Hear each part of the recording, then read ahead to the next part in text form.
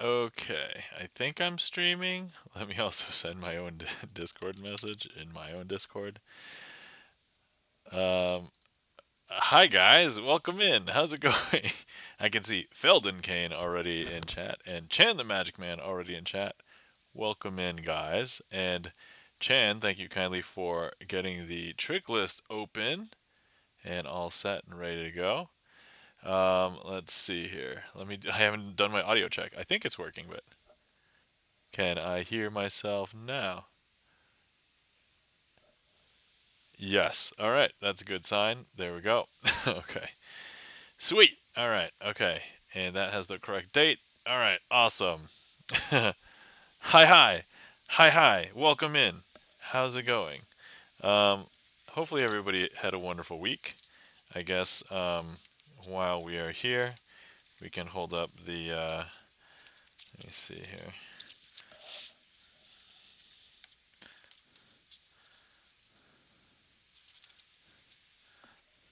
I haven't even gotten out things yet.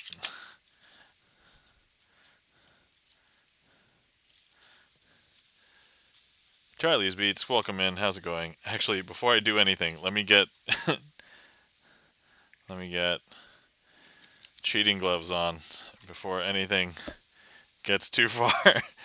All right, brand new. I opened up another one. I moved the one that I was using to my carry around bag, and now we opened up a brand new cheating gloves, and I have no fear of running out for probably a year. I'm guessing, maybe longer. Who knows? But anyway, how's everybody's week? Hopefully everybody had a wonderful week. It was the first week of December, and we had a Cyber Monday in there. I didn't buy. Actually, I did buy something, but I bought it for Black Friday and not for Cyber Monday. I didn't think the deal would change that much, but I got a new external hard drive because I'm a masochist and save all of my VODs, and so running out of disk space. Cold, says Felden Kane. Yep. It is also cold here. We just had the first snow here earlier in the week that stuck. So it is on the ground. I had to shovel. That is the reality of where I live in the Northeast United States. 31 degrees F there. Yep. I know Chan is also in New England, so that is also the Northeast of the United States. But yeah, I I had a busy week. So last weekend I had alluded to my mom actually being here. She hung out until Tuesday and then flew back home. And then on Friday, I got a message saying, "Hey, are you going to be doing this gig?" And I'm like, "No, I didn't get a booking, even though I was supposedly in contact with somebody." And my friend was like, "Wait, you weren't booked?" And then we panicked, and basically he booked me within 24 for like a 24-hour thing. So he booked me on Friday to do a gig on Saturday for a corporate event. It was a Christmas party. And I was like, okay, let's do it. Totally worth it though, but I would have just liked to know that I was doing it ahead of time. But I can tell more about that in a little bit. So, all right. But anywho, how are you guys? What's been going on? Let me also just look for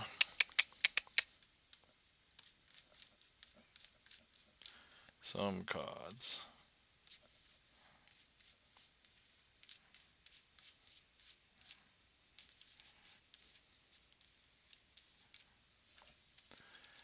Feldenkane says, doing well, nothing special. Uh, Chan, thank you kindly for the 10 stream streak. Glorious. Thank you, Chan, for watching, for being present, for modding. Thank you. Greatly appreciate it. Uh, what was I doing? I was trying to find. Okay, here we go. Okay. I think this is everybody in chat right now. So we've got Chan the Magic Man, got Feldenkane, and we've got Charlie's Beats. There we go. I think that's you guys. Did I miss anybody? Okay, I don't think I missed anybody. All right. And then I also have Feldenkane, Felden's Canes. The plural of Felden's Cane is Felden's Canes, right? Yeah, that would be correct. Oh yeah, and I did see this emote. So I didn't do my homework, guys. I did not make a plunger emote, but I remember it's on my list. Should be a lot easier to do this week. I'll explain why, mostly because between the random gig that I got and hanging out with my mom, and you have multiple Felden's canes. I do. I have 4, or at least I have 4 here. I might have some more in decks and stuff, but I don't destruct my decks on the regular. So, all right, here we go. I'm actually not sure how this is gonna look. My finger. I don't know if my fingers have. You know what? I'm gonna cheat first. Here we go. We're gonna do it the easy way. Okay. Hopefully that looked okay. Okay. Here we go. Oh, that looked bad. I could tell that looked bad already. All right. My fingers haven't absorbed the sort quick yet fully. Okay. All right. Here we go. All right. Moment of truth. I'm not revealing anything, I swear. Okay. This one. I think that one looked okay. And then here's 2. Oh, that one looked not good, I think. All right. That's okay. Whew. All right.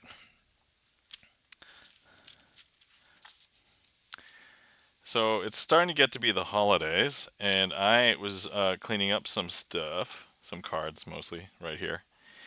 And I found our little friend. So, shh, don't tell anybody else who comes into chat later. But we can play a fun game. Try and find the gingerbread man.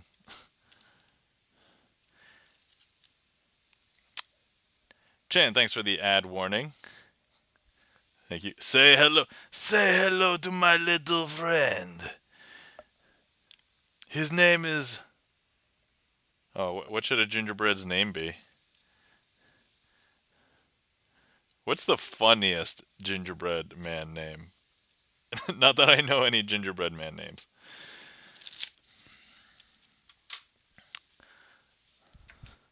But let's see. In the interim, the queue is empty if anybody wants to request anything. And then while we're here hanging out, waiting for. Oh, let me hide him off camera just so that when people hop in. All right, let's see. Chan has requested a random request,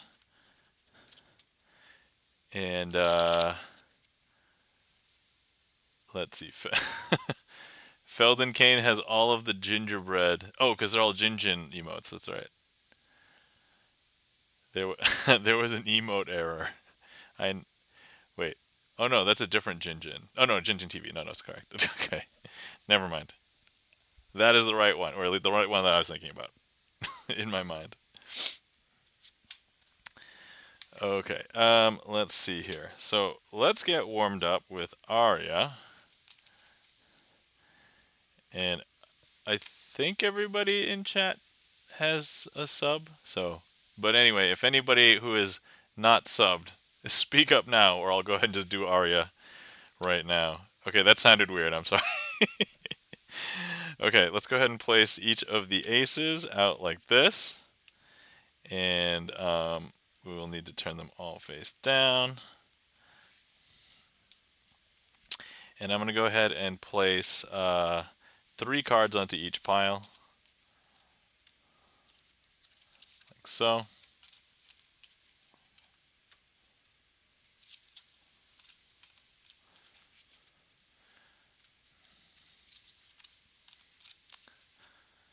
And here's what we're going to do. So I'm going to go ahead and take the ace of clubs, place it amongst these black spot cards incidentally, and we'll place this into the deck, maybe kind of near the bottom, like this. And then over here we'll take the ace of diamonds, and we'll put it amongst these cards. We'll place that kind of near the middle, like this. Then we're going to take the ace of spades, place that kind of in amongst these cards. Place that near the top, but not too close to the top. So like here. And then, of course, we have the ace of hearts. And all we need to do is 1, 2, and 3. I don't know if you could tell, but we have now brought all of the aces back up from the middle of the deck. And that, my friends, is Aria. That was a good warm-up, I would say. I don't know when I haven't done that in a while, right? When was the last time I did that one? Aria a month ago. So it's been a while. Thank you kindly for the claps. Chan the Magic Man, Felden Kane, just in time for the ad break. Alright, cool. I beat the ad break, guys. By beat, I mean I finished before it started. Which, in some activities, that is not beating anything. In other activities, you may then have to beat in order to continue your activity. Sorry, I have a dirty mind. We should change today's episode to be Nam After Dark, right? This is Nam After Dark. I mean, it is dark, and I am Nam, therefore. So, thank you kindly for the claps, Chan. Wow, something is up with my OBS today. My first click for each one um, does not retrieve things from the from the Twitch API enough for some reason. All right. Anyway, I wasn't sure what to do with this deck, but I didn't want to like get rid of it. It's not a great deck, but it's just this random deck, Gold Crown. But these were the decks that I used for my first library gig where I was doing an introduction to sleight of hand, and I'm like, for all empirical measures, if I did not use this deck for that event, it would basically be a relatively crappy deck of cards. But I'm like, I kind of have sentimental value. I'm like, do I want to keep it? I should probably keep it. So, yeah, there we go. All right. Once again, the queue is empty. If anybody wants to request anything, feel free. And though I do want to talk about my gig at some point today. It doesn't have to be right now, though, but I figured I'd wait for a few more people to show up, and then, yeah. And then we can talk about it. Spoiler, it was my first paid walk around. So still getting new experiences at the moment. I figure that might end after a few more gigs, though. By end, I mean they'll all be like the second instance of the event, of that type of event.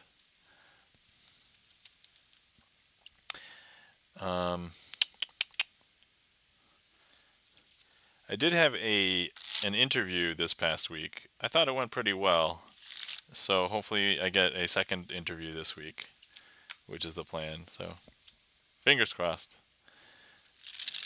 And this is for full-time work, not just gig work. Surprisingly, the Magic gig work I've been doing okay. I mean, it's not like life supporting, but I'm bringing in more than I thought I would for Magic gigs. Good luck. Thanks, Felden. Greatly appreciate it. I had to break it to my dad. So this is probably one of the few times I'm going to confess. So my dad is not the best communicator. So I don't really talk with him that often because when I do, it's usually like Father's Day or like his birthday, which his birthday was very recently. And I play this game with myself, and it's how long can I keep my dad on the phone? And like for many years, the historic, how should I say, historic high score of how long I could keep him on the phone was like 4 minutes. And this is like for the past decade. Like, but today, no, not today, very recently, I was able to get him on the phone and I told him a bunch of stuff, and I finally told him that I am currently unemployed. But I was able to keep him on the phone for, wait for it, 9 minutes. So it was more than double like my old high score. My old average high score, I guess. I did get one high score randomly that was like 6 minutes, but I don't know if that was too recent. So yeah, my dad doesn't know the state of software engineering. I'm actually surprised he's not retired because I feel like he should be. He's old enough to be retired now, but anyway. But yeah, appreciate the good luck. All right. Barney of the Rubble has redeemed gigantic cards. Welcome in, Barney of the Rubble. How's it going?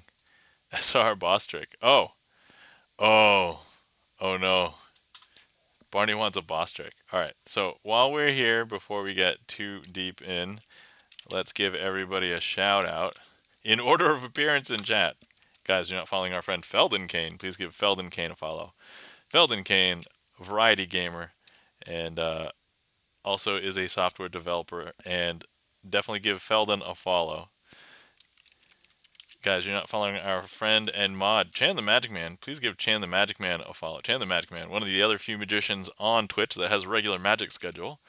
Give him a follow and catch him doing magic on Magic Mondays. If you catch Chan another night, he might be playing community games, he might be playing Grand Theft Auto, he might be playing retro games, so definitely give Chan a follow. Guys, you're not following our friend Charlie's Beats. Please give Charlie's Beats a follow. Charlie's Beats, a Twitch music famous chatter, but has been known to stream before. Streamed music, video games, so definitely. But I mostly see Charlie in in music Twitch chats. Although I have actually been seeing Charlie in other chats too. I know that Charlie really likes to play Words on Stream, so I think I'll see him in like uh, Chan streams. I'll see him in E-Room streams. So yeah, if you guys are playing Words on Stream, I think Charlie is like a huge fan. All right, so I guess we have a big deck redeem to deal with here. Let's see here. Gigantic cards. All right. And a boss trick. All right, hold on. Let me see. I know that there's, I think, a boss trick. Is it something that I can do with gigantic cards is a question. Let's see. Oh, I didn't even do the stats for last stream. I am slacking. Okay. I have a boss trick, but I think I did do it. All right, so I guess we'll just do. All right, let's see what trick. All right, let's first pull out the big deck. All right, for those of you who have never seen this before, which I think everybody in chat has, so unless you're lurking, the big deck is this deck of cards. The cards are huge, and they're about the size of 4 regular standard playing cards. A little bit smaller, but not too much.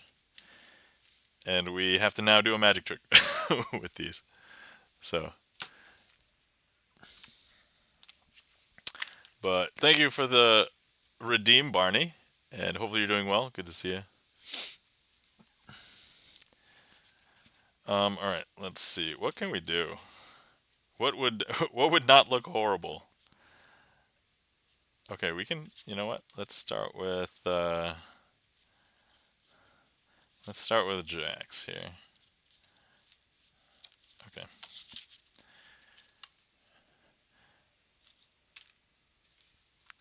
Okay, I'm gonna do, let me see here. Let's start easy. I don't wanna immediately tank. Okay. Alright, so first things first, we have the 4 jacks, jack of spades, clubs, diamonds, and hearts. And we're going to go ahead and not do any magic first. So here's what we're going to do. If the name of the game is to follow the jack of spades, let's follow the jack of spades. And then I'm going to go ahead and put the other blackjack on top of it and the 2 red jacks over here. Now if I don't do any magic, everything will be exactly where you think it is. The jack of spades will be here, the other blackjack will be here, and then the 2 red jacks will be here. But what happens when we do some magic?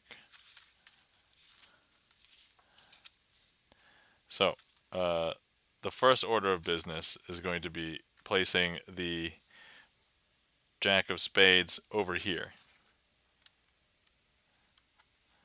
And this is, I don't know if this will become a boss trick. I don't really normally do gigantic card redeems as boss tricks, but anyway.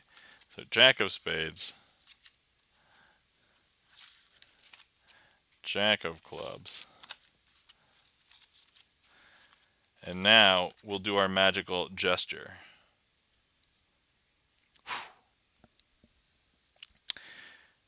If you are following along and you don't think anything happened, jack of spades should still be here, but it's not. If I show you, that's a red jack, and this is also a red jack. And if you thought that the jack of spades is over here, that's the jack of clubs. The jack of spades is right here. Okay, all right. So that Felden Kane's doing the sus eyes. All right, let's see if my fingers have warmed up. Okay, here we go. 1, 2. Could be better, I think. All right, let's try that again. 1, 2. There we go. I think that one looked good. And then let's do it back. 1, 2. Oh, let's wait for the lighting to adjust. 1, 2, 3. Okay, there we go. 2 solid ones. Thank you kindly for the claps, Felden. All right. I'm not sure if that will be enough to satisfy the redeem. So I'm going to keep on using the jumbo cards here. Let's see. Let's bring back the deck.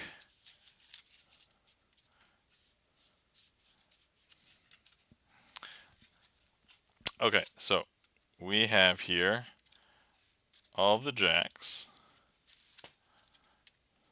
So here we have the jack of diamonds, the jack of spades, the jack of hearts, and the jack of clubs. And we're going to go ahead and put each of the jacks into a different part of the deck. So one of them will go kind of here near the bottom. Another one will kind of go near the middle. Another one will kind of go near the top, but not too close to the top. Right there. Okay, and we'll lose all of the jacks into, normally when I do this, it's 4 robbers robbing a bank, but I don't really feel very inspired using the huge deck, because I'm just worried about the basic stuff, like the sleights. Alright, the jack of clubs will now call all of his jack buddies up to the top. And here, they'll be able to escape the bank with all the money. Pretend I told the story very well. and then they get away on their helicopter. Oh yeah, but it's a bigger helicopter than usual, so it's gonna sound a little bit different.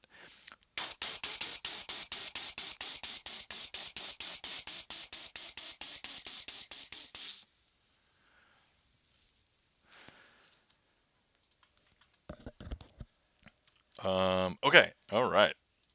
So that was 4 burglars with gigantic cards.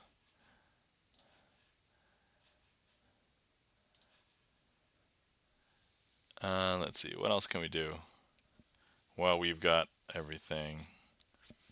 There's this one I kind of want to try. I know it won't look good, but let me see if I can come up with a solution really quick. We can still use the jacks. I've already got them. Part of the annoyance of having gigantic cards is like finding the cards to use. So, all right.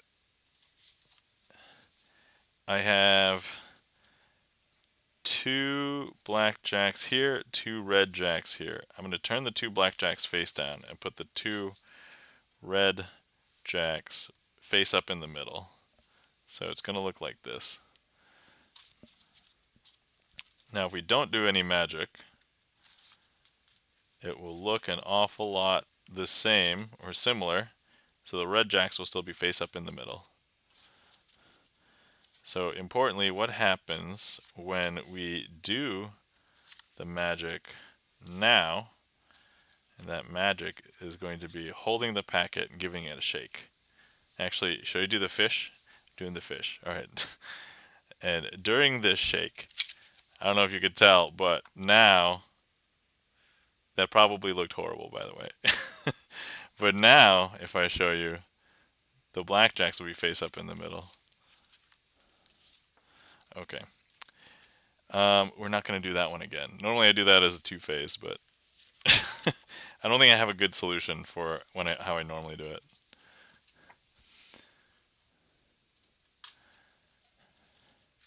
You know, considering I had the gig last night, I was really hoping tonight would be a chill night, and so far is feeling pretty good. I feel okay experimenting.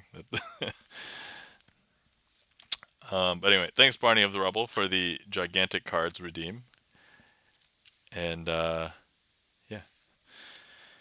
So if you guys have been sitting around for a while and you're not hydrated, please feel free to hydrate. Tonight I'm having peppermint cocoa tea. When it gets to December, I pull out like my, I don't know, like holiday teas. So it's like peppermint candy cane and like peppermint cocoa. They taste good. What else can I say? All right. Let's recap my gig last night. So, my friend kind of booked me at the last minute on behalf of this company for a corporate event, which was like a holiday party.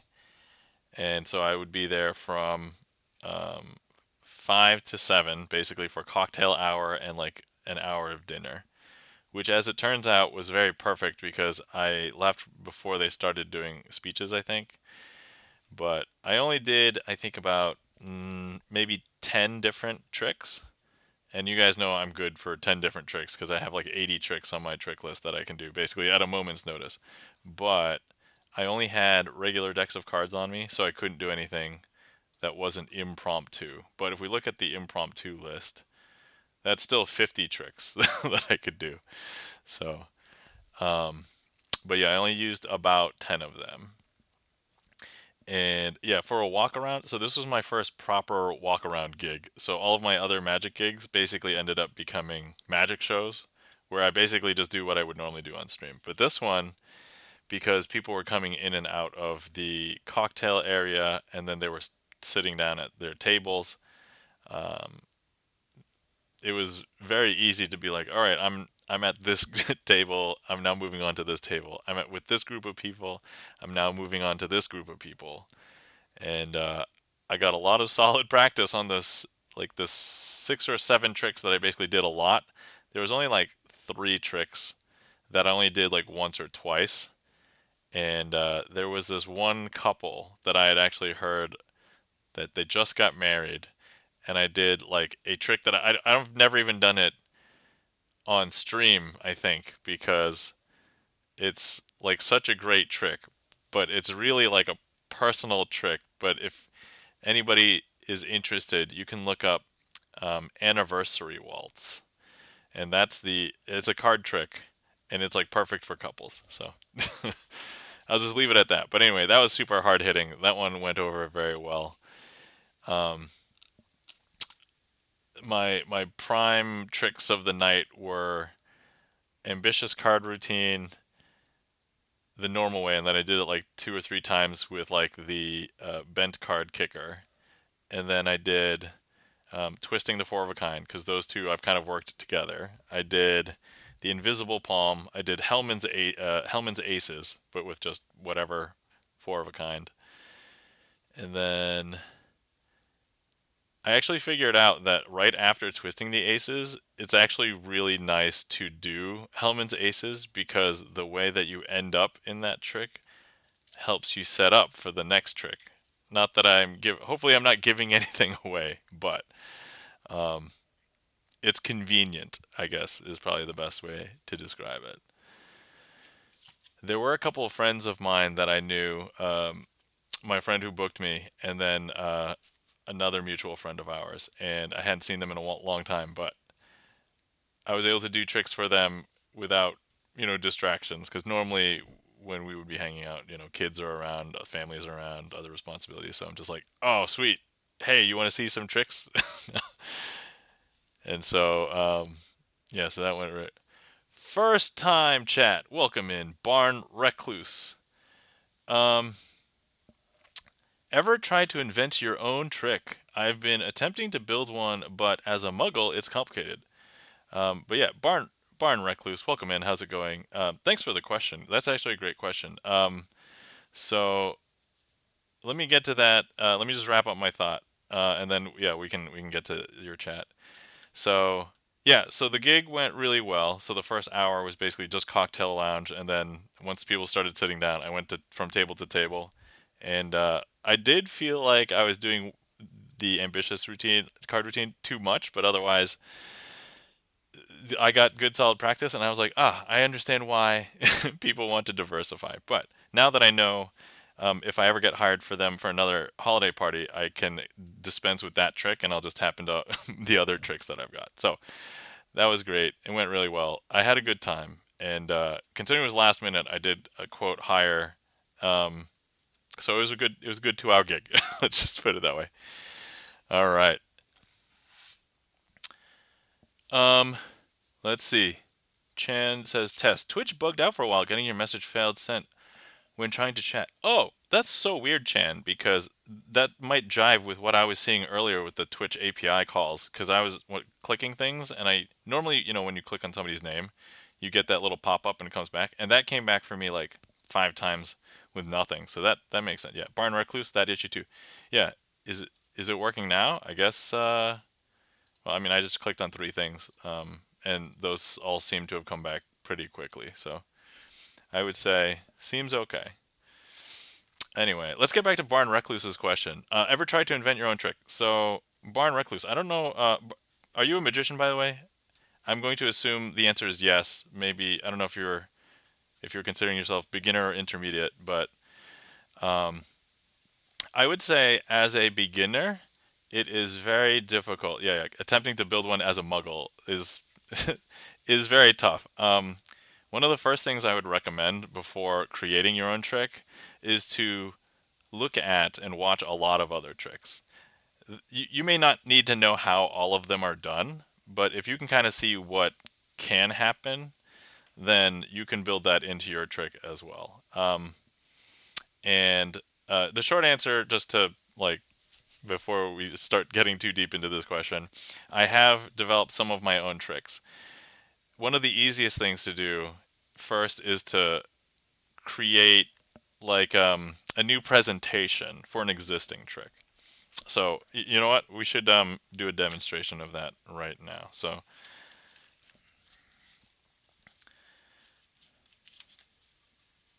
there's an existing trick that I know that's very short. Hey, E-Room, how's it going? Welcome in. Thanks for the bank. Chan says, I even DM'd you on Discord about it. Oh, it seems fine now. Oh, did you DM me on Discord? Oh, okay. Oh, sorry, I didn't. I actually don't normally have a... Getting your message failed to send when trying to chat. Oh, weird. Okay, well, thanks, Chan. Appreciate the message. Kuya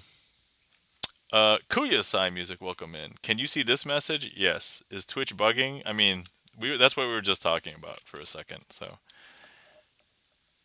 but guys, you're not following our friends E-Room. E-Room. Wait.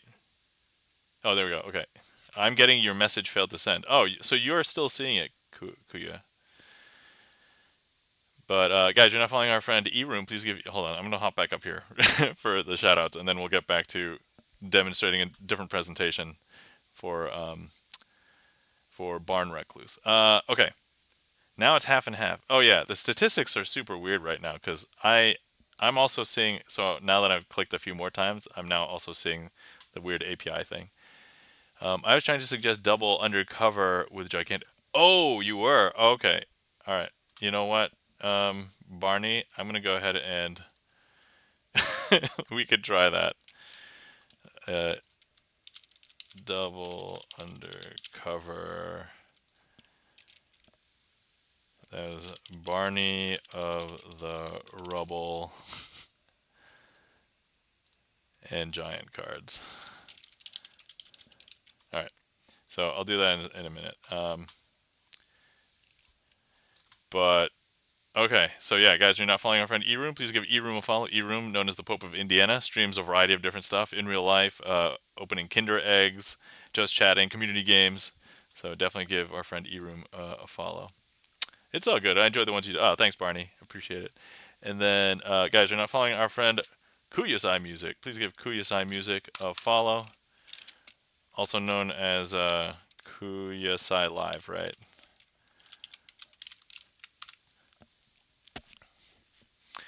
Um, Cyrus is a musician, sings, plays piano. I'm getting rid of live. Oh, never mind. I guess Kuyasai Music.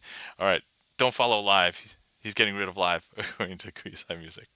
So, all right. But yeah, definitely give our friend Kuyasai Music a follow. All right. So where were we? Failed again. All right. Okay. So here's a trick that I would normally do with the aces because it's normally called ace assembly, basically. But I'm going to do it with the queens, and we're going to tell a story. So all of these queens all happen to live in a different state in the United States. And they all want to get together to hang out once in a while. But sometimes it's really hard to do that. And so we'll find a way. First, they have to pack their bags, buy a ticket, and set aside time to be able to hang out with each other. And so we're going to go ahead and have each of them pack their bags, get a ticket, and travel to each other. And so, first things first, one of those queens will travel and meet up with the other queen. And so now, if I show you, there's no queens over here. That queen has hopped down here. We knew that the queen of diamonds was here because that was the one that was here. But actually now we know the queen of spades is down here as well. Once again, this queen will have to travel and meet up with these queens. And here we go. We'll now see that there's no queens here. That queen has hopped down here. First time chat, welcome to Kuyasai Live. Failing again. And here's the queen of diamonds, the queen of spades. But look, the queen of hearts has hopped down here. And now this last one, this last queen should now be able to hang out with all the other queens because now we have the queen of clubs, the queen of hearts, the queen of spades, and the Queen of Diamonds. Now the Queen of Diamonds forgot something and needs to go back and hang out uh, at her house for a little bit in order to get the objects for the meetup. And so we have the Queen of Spades, Hearts, and Clubs here. But they're like, you know what? Just hurry up. Whether you get it or not, come back and hang out.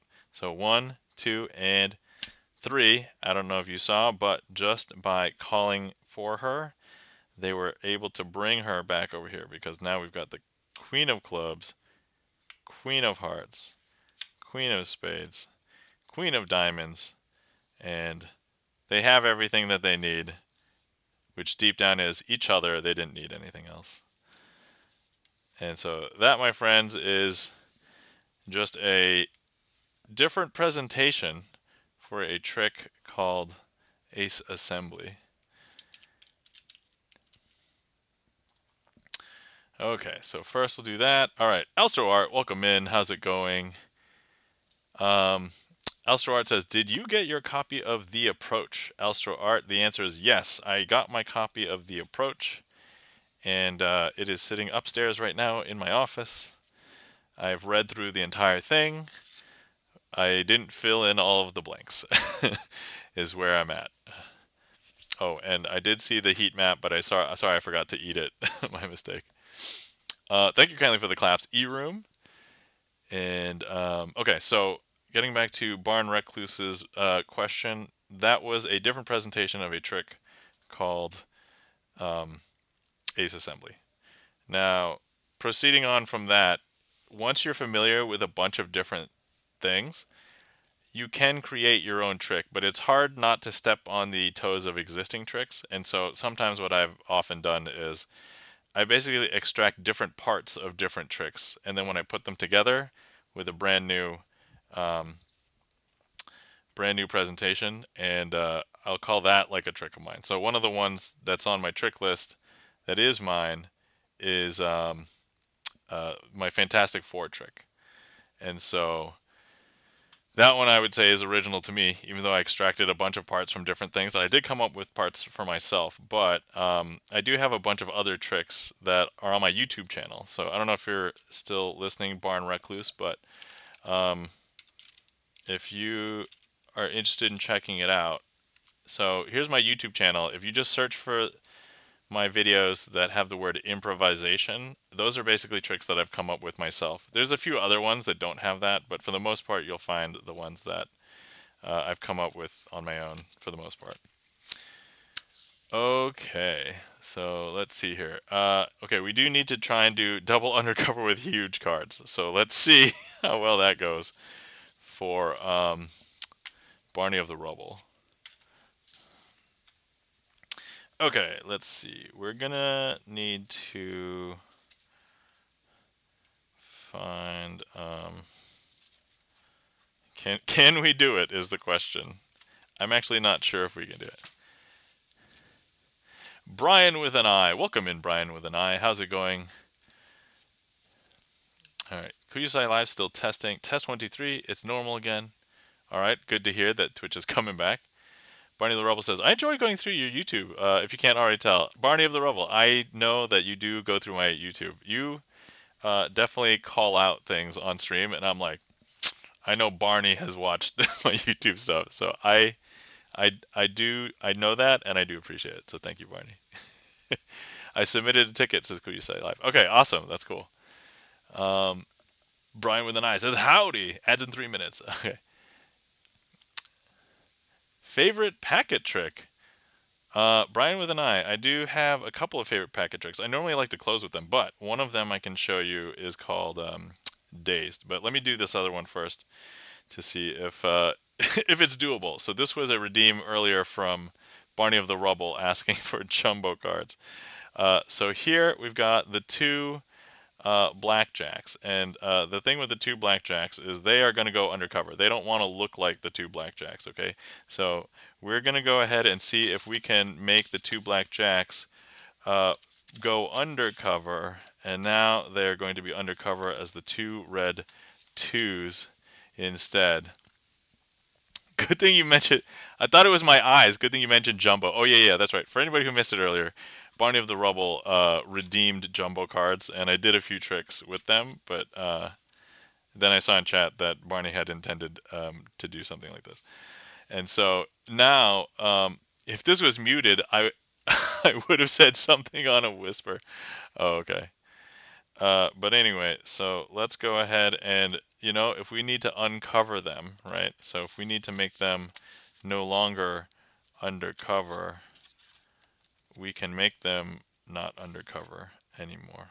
And so that, my friends, is, I think it's what I'm calling double undercover. I don't know the actual name, but I remember the trick.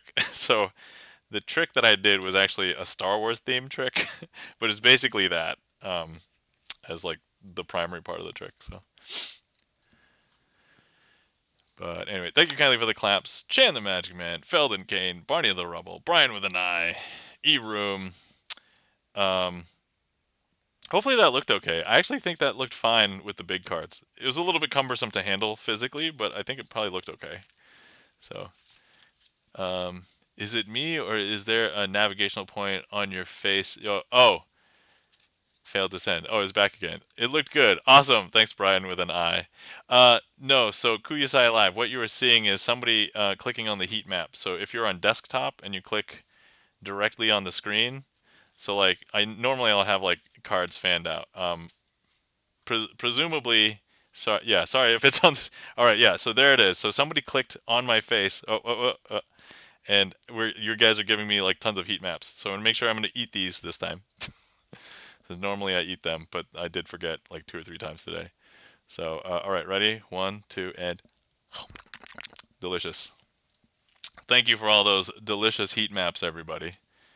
Oh, dude, Chan, you just got the eat, and it's literally eat. 337. EET, eat. All right. Oh, we click on his nose. That's right. Yeah. Sorry to ruin the eat, but delicious. Spicy. All right. Brian with an eye. You guys all have high tech streams. More like 347. No, shouldn't it be 338 next? Ads. Okay, yep, ads. All right. Let me know when back from ads. All right. Okay, so that was that. Okay. And if you're still listening, oh, I should probably wait if I was going to say something related to creating your own tricks, but never back from ads. Yeah.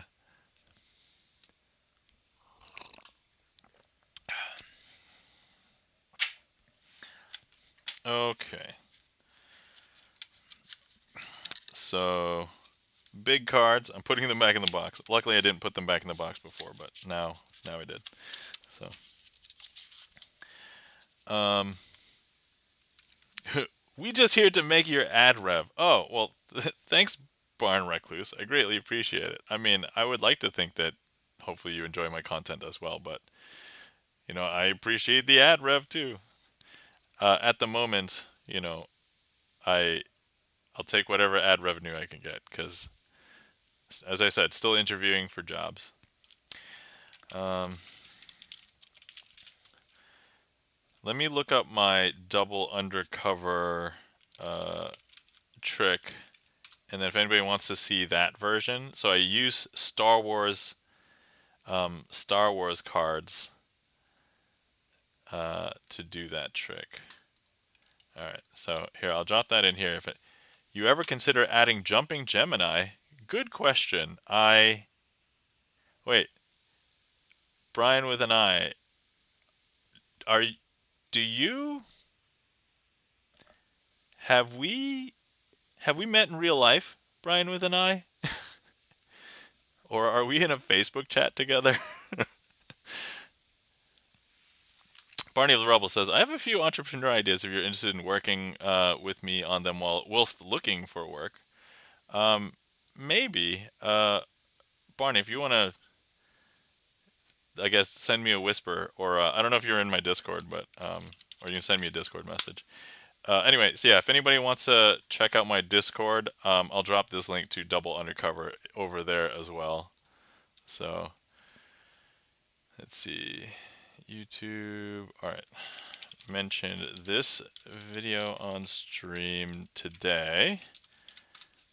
Okay, so let's see, Brian with an I. Oh, I don't think so. Okay, that's funny because literally my magician's chat mentioned Jumping Gemini today.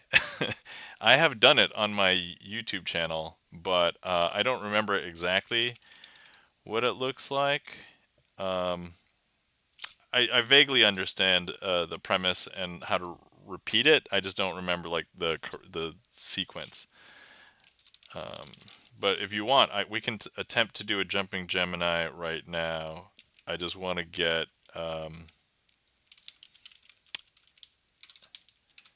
Actually, you know what? Can I pull this out? Okay, let's watch my my old video. Oh man, it's so old. It's like 3 years ago. I love that trick when it's done well. Okay, so all right. First things first, let me share. Okay, show and tell. Nope, maybe not that one. Oh, and it froze froze my camera. Okay, hold on. Let's do that. And then let me show Windows capture this one. Okay, and then let's resize it so that it's appropriate. So this was me doing Jumping Gemini 3 years ago. Okay, and then while you know what, I'm gonna try and do the trick right after this. So hold on, let me get cards really quick. Okay, ready? Hopefully you guys can hear that.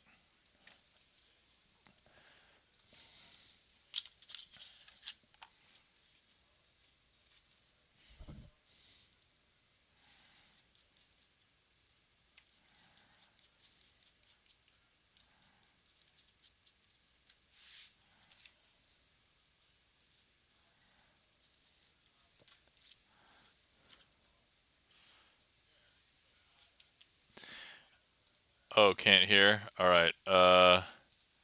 Hold on. I'm gonna start that over, and then let's see. Where are my sound? The desktop audio. Oh yes. Okay. My apologies. That would be uh,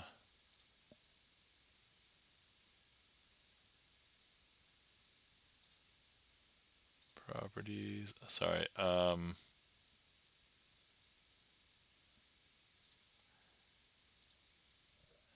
Does this work? With playing cards, and today I would like to present to you a Can you trick guys hear that is that now or called no? Jumping Gemini. So first things first, we're going to need 4 cards. Doesn't really matter what they are, and we need a money card. So let's go ahead and use this, the 10 of Okay. Good. All right. diamonds. So 10 of diamonds. I want you to keep track of where the 10 of diamonds is in the packet. So go ahead and now ask you the first question. Where's the 10 of diamonds? If you said the top of the packet, you would be wrong because it's on the bottom. And to be fair, I didn't even try to hide that. So if you had a tough time with that, you're going to have a tough time with the rest of this trick. I'll boost it a Yeah, go little ahead. bit. Rewind the video if you don't believe me. There we go. I'll wait. Nope, that's a lie. Okay, I'm not waiting. That's okay. You can pause. All right. Now, here we are. We've got the 4 cards. We do have the 10 of diamonds on the bottom. Now, if I was to reverse count the packet, intuitively, where would it be? The 10 of diamonds should be on the top, right? And if you said the top, you'd be correct, because there's the 10 of diamonds. Now, if I go ahead and I take the 10 of diamonds, place it on the bottom, where do you think the 10 of diamonds would be? If you said the top, you'd be correct. If you said the bottom, you'd be incorrect, because there it is. Now, if I go ahead and I, at this point, reverse count the packet again, now knowing that the 10 of diamonds is on the top, where would it be? Intuitively, it should be on the bottom, right? Well, if you said the top, you would be correct, because the 10 of diamonds is back on the top.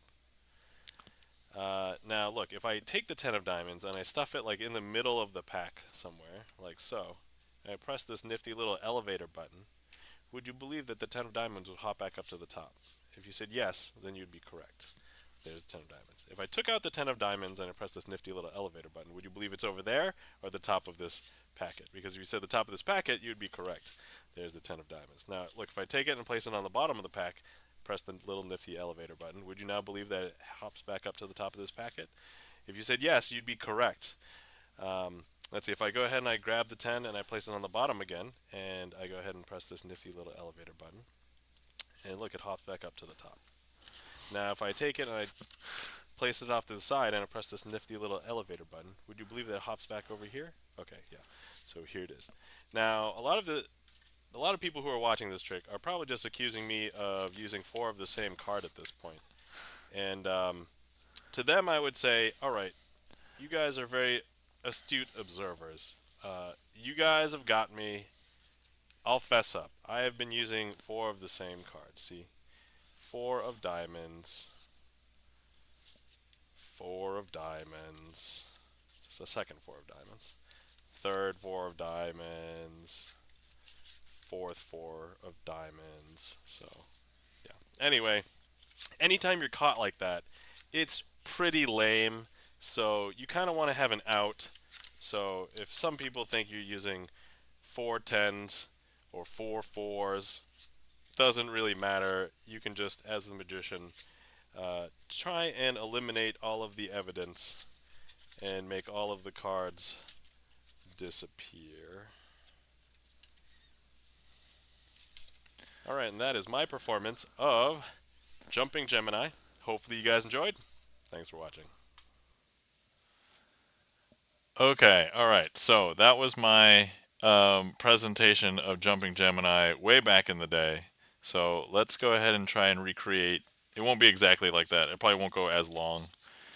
Thank you kindly for the claps. Brian with an I, and Jane the Magic Man, and Feldon Kane.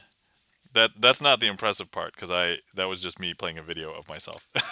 Barney says, "I'm reporting you for DMCA." All right. Well, good news. I give myself explicit permission to be able to do that. So, okay. All right. Severstern, welcome in. Good morning and welcome in. For claps for the past you. Yes, thanks, Brian with an I. All right, let's see. So, the first time you took it off to the side, you fooled me, so I'm just going to set up and watch. All right, cool. Thank you. All right, so, all right, I just saw it. I don't think it'll be exactly the same, but let's attempt. You know what? I'm gonna give myself credit for this at least. I'm putting it Jumping Gemini. All right. Okay. So, let's see. Oh, if only I remembered where the ideal starting positions are. All right, whatever. I'm I'm glad I inspired at least one person to go and view the old trick. Thank you, appreciate it. All right, so okay, we have 4 cards here, and you know what? I'm gonna go ahead and use the here the 10 of diamonds again, and so here's a 10 of diamonds, and what we are going to do is if the 10 of diamonds was here on the bottom, if I reverse count the packet, you would expect the 10 of diamonds to be on the top. Well, that's correct because there it is. But if I take the 10 of diamonds and I place it clearly on the bottom, see, it's going on the bottom. If I press the up elevator button, that should bring it back up to the top, right? Now, if I go ahead and I grab the 10 of diamonds again, place it on the bottom, press the up elevator button, that should also have brought the 10 of diamonds back up. Now if I take the 10 of diamonds and place it off to the side over here, press the up elevator button, it should jump from down there up to my hand because look, here's the 10 of diamonds. And look, I can even take the 10 of diamonds, place it on the bottom of the packet again, press the up elevator button, the 10 of diamonds jumps back up to the top, there it is. And I can even take it and grab it and press the up elevator button. And of course, the 10 of diamonds is right there. Now, some people think that now I can't get the 10 of diamonds back up. But of course I can. See, like, 10 of diamonds right there. And and of course, we have the 10 of diamonds, the 10 of diamonds. So at the end of the day, everybody believes that I have four 10 of diamonds here in the deck, but I'm accused of using four of the same card. And you know what? You might be right. I am using four of the same card. Because look, I am using four two of clubs. There's one, two of clubs. There's two, two of clubs. There's three, two of clubs. And then there's four, two of clubs. Now, some people believe that there are shenanigans afoot, and to that I would say, yeah, of course, because these are just all uh, these are just all jokers, right? And so, look there, we've got second joker here, joker there, jokers everywhere. All right, so I would say close-ish to that presentation. Not exactly those steps, but I'd say good enough. I think I winged it pretty well. That wasn't bad. I haven't done jumping Gemini for like a year, I think, because it's not on my trick list, so I don't. But Brian with an eye says, "Great job after just a little review." Yeah, I just needed to watch my trick. Like, how did I do it before? All right, let's see if I repeat that. I still understand like the. And here's the thing. I would say I understand the principles and like the sleights and like the progression way easier now than I ever did before. Um, like I could tell while I was doing the trick in the video.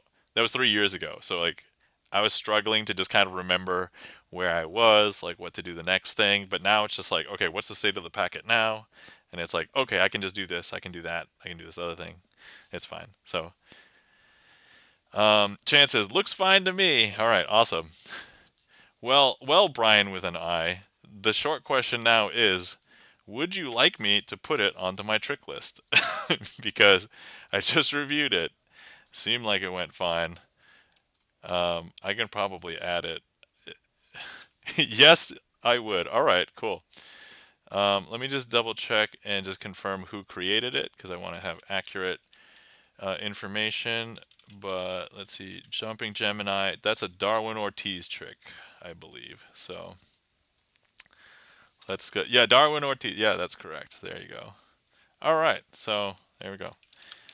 Jumping. I think it was also meant to be because my entire magician group somehow brought it up independently from you, and I was like, "There's no way this isn't like a somehow the stars aligning or something." So yeah, yeah. So I have good notes on my so Darwin Ortiz. All right, and so the way that I did it in the video was not impromptu because obviously I used blank cards, but I can just use jokers in the actual presentation. All right, there we go. So I will just call this the inaugural performance of Jumping Gemini. How many Darwin Ortiz tricks do I have in my list? I only have two after adding that one. Um, let's see. Barn Recluse says, I'm a non-magical person and easily fooled. And I say, solid enough for a listicle of tricks. I think it's perfect for this platform. Magic. Yeah. Um, Brian says, I think it's usually done with red and black kings at the end. Oh yeah, I'll switch out like things to try and tell a different story every time. At least how he wrote it up. Oh, okay, yeah, yeah. I don't have the original source material for Jumping Gemini. What I did was I reverse engineered it from watching like maybe a dozen performances, and then I came up with my own, which I think it was pretty close. But yeah, one of the issues with following source material exactly is that sometimes it doesn't scale well, like over time. Like if the culture changes and you want something to be faster, then like you might want to cut or edit it to be shorter. But anyway, so yeah, Brian with an I. If you now go to my trick list, which is a streamer song list, but none of it is songs; it's all tricks. Um, you can now request it on future streams. I mean, you effectively requested it today, so and I just went, good news. I was already familiar with it, but I was just like, "Are you a secret agent? Were you sent by my magic group?" So it's like, "No." It's like, wow, what a weird coincidence. Like, Barn Recluse says, "If you want magic, do my taxes and get me a refund." Hell no! I'm not touching other people's taxes with a 10-foot pole. I, ha- I'm probably gonna have a really complicated year of taxes. Like when I file next year for this year, because I had a job, um, and then I had gig work. I might have gotten more money from like my YouTube and Twitch than I ever had prior. Um, and then because the company that I no longer work for, I had some equity where they got acquired and there was a buyout, and I'm just like, these taxes are gonna be a nightmare. It's like, so yeah, ads. Yeah, I was just talking about complicated taxes. Nothing really necessary to listen to. Yeah, yeah.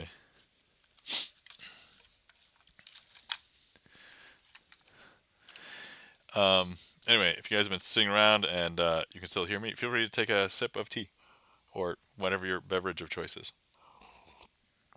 Who am I to dictate that tea should be your beverage of choice?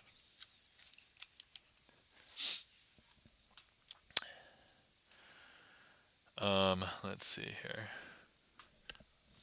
All right, so how many tricks do we have in the list now? We've got 82 tricks in the list. That's pretty good. Felden Kane, cheers to that. Cheers.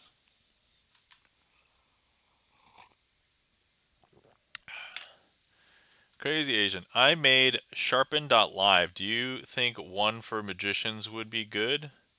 That's a great question. Let me. What is sharpen.live?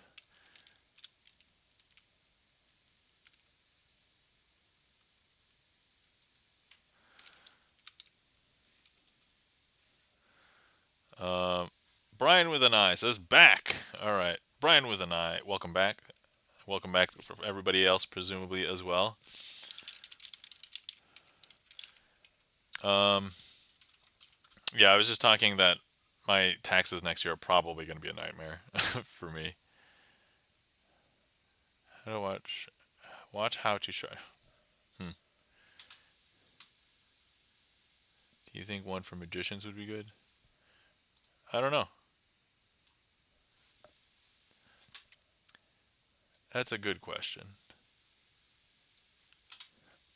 I can add you to the list so you can see what it does if you like. Could you just give me like the one line what it's supposed to do? Because I don't know if I'm seeing what I'm supposed to be seeing.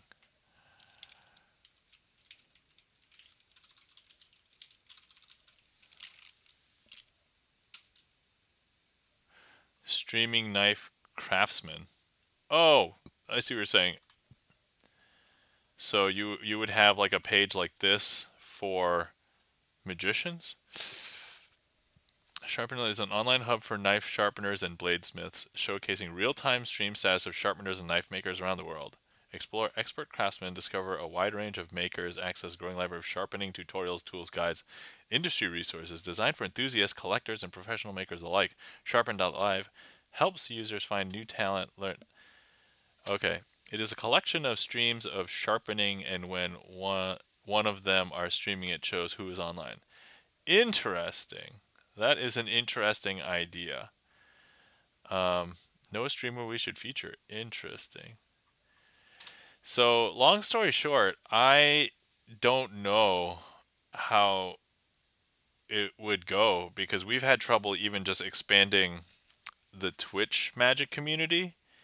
Um, like, we mostly still know of the main 3 to 4 regular streaming magicians, but then anybody else who has said they might do one here and there, but they're not very regular. And also, I don't know how we would separate, like how we would, because especially right now on Twitch, we don't have a formal magic category. Like the magician category that you see me streaming under right now is called magician, but it's actually an NES game, and we usurped it because nobody else played it. Um, so it covers all platforms, not just Twitch. Okay, yeah. The thing is, it's like, how would you then know that that particular person was streaming Magic or Sharpening Live if they have a an account that also does multiple things? So like, let's say I do Magic, but then I also play video games here. So it's like, if I go live, how will people know it's Magic and not? So, but yeah, I think it's a cool idea. I think we'd have to work out some of the difficulties or whatever, but I mean, I don't know. It could work. I just don't know. Also, like advertising it, it's like, if people come to the page often enough and they never see anybody on, I think they would just stop coming. So that's kind of like another thing. Barn Recluse says, sounds like an IT issue. Yeah. I mean, it's not just an IT issue, but it's also like I think there's like I don't necessarily want to say a product issue because I think the product is very defined. It's just a matter of like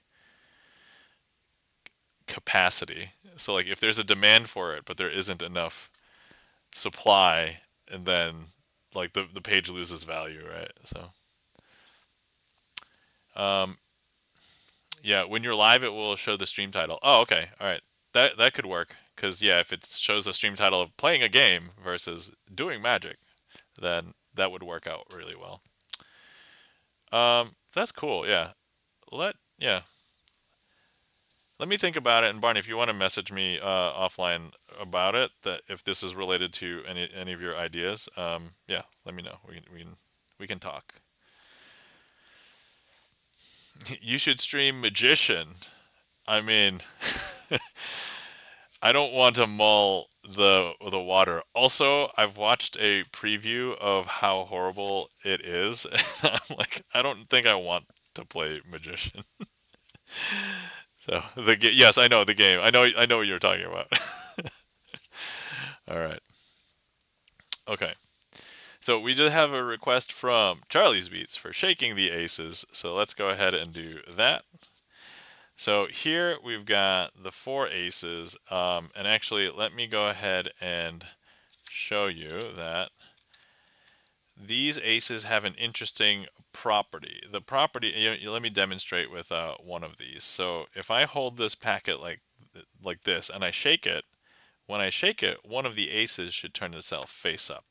I know that's hard to believe, but let me demonstrate. It's probably easier. So I'm going to hold the packet, give it a shake, and that shake will turn up one of the aces. In this case, the ace of diamonds. Now, they're all face down. 1, 2, 3, 4. But all I have to do is hold the packet, give it a shake. That shake will turn up another ace. In this case, the ace of clubs. Um, Barn Recluse, your message failed to send is killing me tonight. I'm sorry, Barn Recluse. I don't know what's up with Twitch tonight because I've been seeing some of the issues too, and I'm streaming. So, all right, here we've got four cards face down, but all we have to do is hold the packet, give it a shake. Yeah, Twitch be twitching tonight. Yep, says Brian with an eye and Charlie's Beats. I would say, Jinx, you each owe each other a Coke, but, don't drink soda. It's not healthy for you. Whatever. I don't tell you how to live your life. You guys are adults. Drink soda if you want. Okay, where were we? Oh, yeah. I just shook the packet, so that will turn up another, the Ace of Hearts. You owe me a Waterloo. Soda is bad. Drink beer, says Marie. All right, so now we do have to get one more, but all I have to do is hold the packet, give it a shake. And that's going to turn up the last one in this case, the ace of spades. Now, so that's how you use four aces in a trick where you 1, 2, 3, 4, and you hold the packet and you give it a shake. Now, actually, there's one more thing we can do with the aces. I'm going to show you that the entire deck is all face down right now, but if I take the aces and I cut them into the middle of the deck and I shake it, very vigorously because there's a lot more cards now. That's actually going to show you that we have turned all four aces face up. And that, my friends, is shaking the aces. Oh, that was not shaking the aces. I I did a goof. That was actually French twist. So I'm going to have to actually do shaking the aces in a second. My mistake, guys. I have just messed up. All right. Well, I'm giving myself credit for French twist. French twist. Oh, I think we know who did that now. Uh, Thank you kindly for the claps. Brian with an eye, Sapphire Stern, Felden Kane, French aces. Yeah, not shake the aces. It shook. Yeah. So even as part of French twist, you shake the aces too. So that's why in my mind, which is funny. I don't normally ever make that. Yeah, French twist sure looked like it would call me shaking the aces. I know, right? It would. I mean aces. Yep. I'm confused now. Oh yeah, don't worry, Brian with an eye. We're going to confuse you further in a moment. So, anyway, let me. Yeah. So my sympathies for anybody who's experiencing your message failed to send. Yeah, that's kind of been a weird thing because we're also getting reports all over the place. So, so does bad drink beer. I used to love beer. I used to drink beer just like I wouldn't say all the time, but like multiple times a week, and I would enjoy tasting all the different kinds of beer. And then I discovered I had a medical thing called gout, which having alcohol exacerbates it. So I can't have as much alcohol much anymore. So, and here's the weirdest thing. I found that having beer was the worst. I could have a hard liquor and it wouldn't be as bad as having a beer um, for the purposes of experiencing gout. And I'm like, oh, that sucks. And I found that the best thing for me to have if I'm going to have alcohol is red wine. So I do oftentimes, if I have alcohol now, it's red wine, or if I want to have a beer, which I still occasionally do, um, I have a high octane bourbon barrel stout beer because those are my favorite in terms of deep dark taste. So there we go. Let's see. Brian says, "You owe me a Waterloo." I'm pretty sure the secret is that when you shake it, one of the aces turns face up. I mean, you're not wrong. So there you go. I was confused till I took a jack to the knee. Okay, all right. So, um, here we go. Now we're gonna do shaking the aces, which is actually gonna be it's very similar, and so you can now have a comparison point. So that was French twist. Now we're gonna do shaking the aces. So here's what we're gonna do. I'm gonna go ahead and turn these face down, and we'll put the ace of spades face up. You'll still be able to see the ace of spades face up here, but once I hold the packet and I shake it, that will actually turn the ace of spades face down. Now, if I take the packet and I shake it again, that will actually turn up one of the aces. In this case, it will turn up the ace of diamonds. Now, if I hold the packet and shake it again, that's going to turn up the ace of clubs. Now, some people think that I have to leave the cards face down when I shake. But look, if I just hold this card face up as I shake it, that's actually going to change it to be the ace of hearts. I know, super weird. Now we're just going to go ahead and show you that we do need to do something. I do want to show you how magicians turn cards face up. Um, Not this one, because I watch how quickly I can turn up this one. Okay, ready? One, two, and three. Actually, I don't know if you just saw, but not just that one. Actually, all of them. So now we've got all four aces face up, and that, my friends, is actually shaking the aces. All right, there we go. So yeah, both similar. There's obviously different ending there. This one is um, this one has some more visual stuff in it. So if you want to do something like that, this has the visual element to it. The other one is more like cerebral. So I'm using words to describe like drama movies. I'm not using them to describe magic tricks. But yeah, so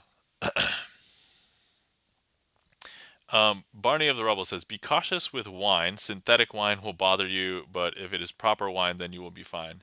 Yeah, so I found that the reason why, so there's this chemical, I forgot what it's called, in red wine, sorry, in cherries. Uh, Chemical in cherries that help gout. There's this chemical in cherries, and it's also present. It's called anthocyanins. That's it, anthocyanins. And anthocyanins are the things that actually help me not feel a gout attack. And the reason why I can have red wine is that some of the redness from the red wine has anthocyanins in it. And so when I have red wine, I probably get some of those as well. So I don't know if it staves it off 100% because if I heavy drink red wine, I'll probably still get a gout attack. But if I have some anthocyanins, it helps a lot. So now I just randomly eat cherries just throughout the week, just so that it helps mitigate any potential gout attack. Yeah, and if I got like one of the greatest compliments the other day, because they asked me, "Oh, how old are you?" And I'm like, "Oh, I'm probably older than you think," because in my mind, I'm like, I'm kind of an old guy, and they were like, "No," and I'm like, "Mm-hmm, yeah, that's right." So, see, Brian and I, with an eye says, "I don't know which one has more shaking, or which one is more French." Okay. Barney says, "Do you remember the antifreeze in Wine Simpsons episode?" I'm gonna say I don't remember. I'm not saying that I haven't necessarily watched it, but I haven't seen like an episode of The Simpsons in like maybe 15 years. Like it has been a while, and I don't think I even saw everything because like The Simpsons has gone on for like over 20 seasons, right? I probably saw like 2 or 3 seasons of The Simpsons, and then just individual episodes like here and there. So I can't say that I would remember, even if I did see it, but I'm gonna guess I didn't see it. Gotta take off. Really enjoyed this. All right, Brian with an eye. Thanks for stopping by. And you know what, Brian? I will remember that you said jumping Gemini, and then we put it on the trick list. So thanks for coming in. Thanks for chatting. Good to see you. We'll see you later. Barney of the Rubble says it was in the first season. In the first season. All right. I'm gonna have to remember. Let me see. Simpsons antifreeze wine. I just need like a quick synopsis. The crepes of wrath.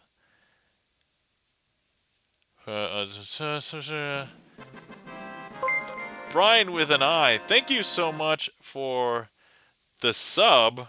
Actually, Brian with an I don't know if you know, but when you support with a sub, you get to sign a card. So I don't know if you're still there, but if you would like to sign one of the blank cards, we've got about, I think, a dozen or so to choose from left. Let me know, and we can put Brian with an I, spelled the way that it's spelled for your name, not Brian with an actual letter I. Uh, and I would love to sign a card for you. Okay, I think, yeah. So if you could choose one of these. Oh, nice! Yeah, if anybody is curious, we have a signed card for anybody who wants to support, or if you've been a long-time viewer, you can use channel points. Sign the 13 of clubs, says Barney of the Rubble. All right, 4 of diamonds. Great. Yeah, and honestly, Brian, if you end up requesting a trick, if I'm able to, I will try and use your card. It might not work that well with jumping Gemini. Although, I guess it could be okay. So, oh no. I think all my thick Sharpies are upstairs. All right. Uh, do I have a Sharpie? I should have like backup Sharpies down here. Do I have my backpack down here? No, I don't. All right. Um, all right, Brian with an I. You are going to be the only one with a thin Sharpie. So we will sign it here.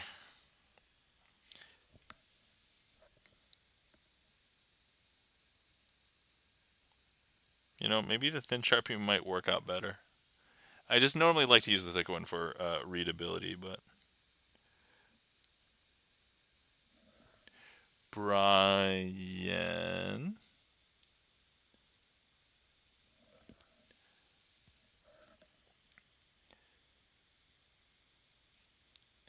with, I think the name is long enough. We'll still be able to read it. And I'm being extra careful because I'm almost messed somebody else's name before. So even though I've been calling you Brian with an I and I understand the concept, it's, although I hope, Brian, that you have two eyes and it's not that you only have one. This is just saying that, Brian with an I, that you have at least one. Okay, all right. We have a card signed by Brian with an I. There we go. I have two eyes and one eye. Yes. Hell yeah. All right, awesome. Okay, so I know you said you were heading out, but let's just do a quick trick with your card. So here we go, Brian with an I. Thank you so much for the sub. I'm going to go ahead and place you in the middle of the deck, but you have come back to the stream, and so you've come back to the stream to watch magic tricks. So there you are, Brian with an I. So now, look, you're going to go to bed tonight, go to sleep, but hopefully by the next stream, we can call you back to chat, and then you'll actually come back, Brian with an I. And look, even if you have to go on vacation or something, and you happen to miss a stream, that's okay. Uh, Hopefully, you'll be back for another stream. That, my friends, is a quick, short, ambitious with Brian with an I. There we go. Thank you so much for the sub. All right.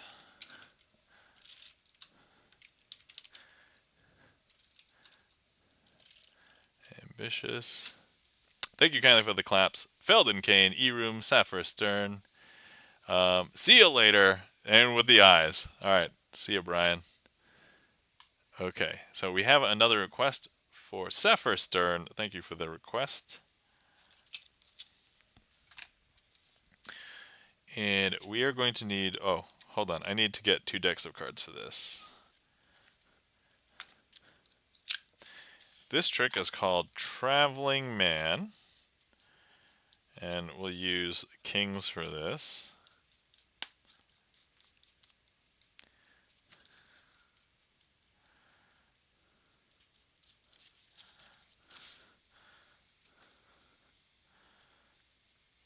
I hope we can use kings for this. I'm not seeing my... Oh, there it is. Okay.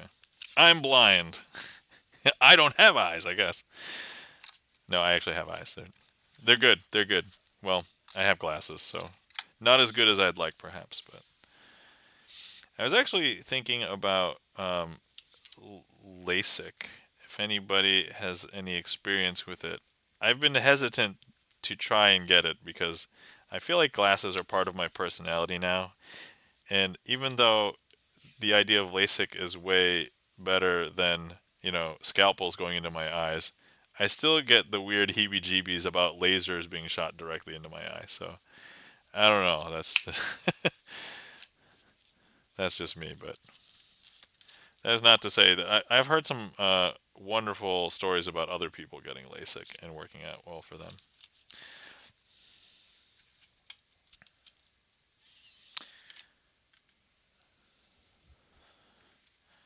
Okay, so all right, Sapphire Stern, if you are still there, I'm going to ask you to choose a suit in a second. But first, we have 4 cards from a red deck, 4 cards from a blue deck, and they are the kings, okay? I do want to show you that all of the kings are in the same order in each packet. In this case, it's going clubs, then diamonds, then spades, and hearts.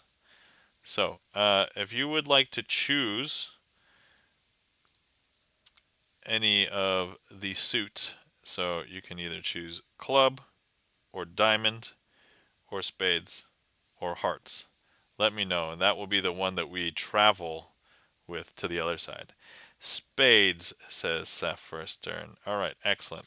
So here's what we will do. I'm going to go ahead and have the spades be the third from the top when we have the cards face down. Okay, so this is the one that we will travel to the other side.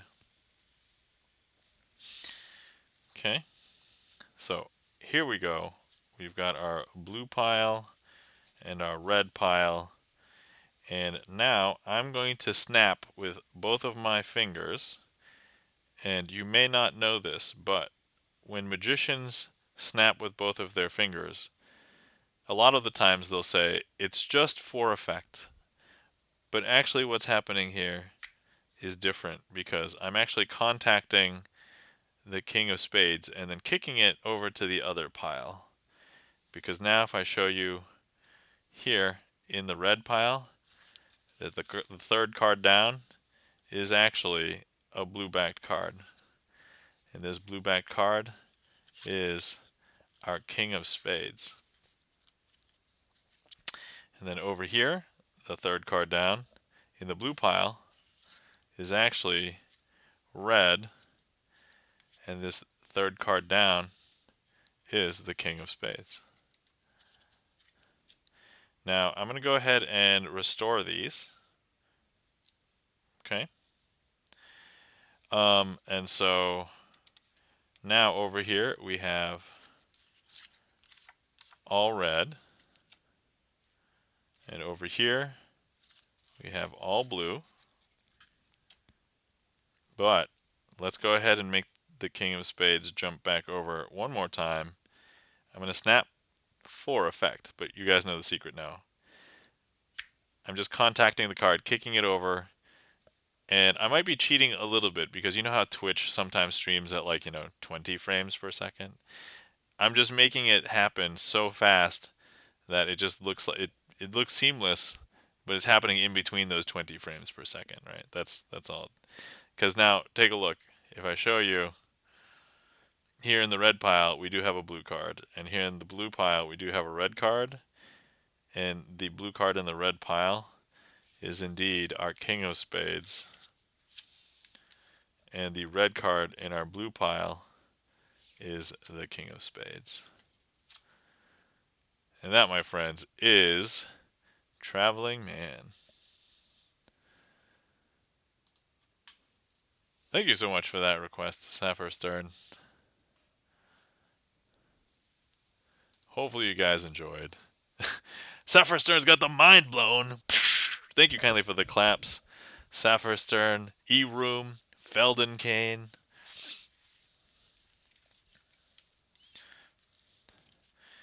I think you guys know I like tricks that change colors, right? That's definitely in my repertoire of things. I do have another one that is similar. That actually, while I have some cards here, we could do. Let me see.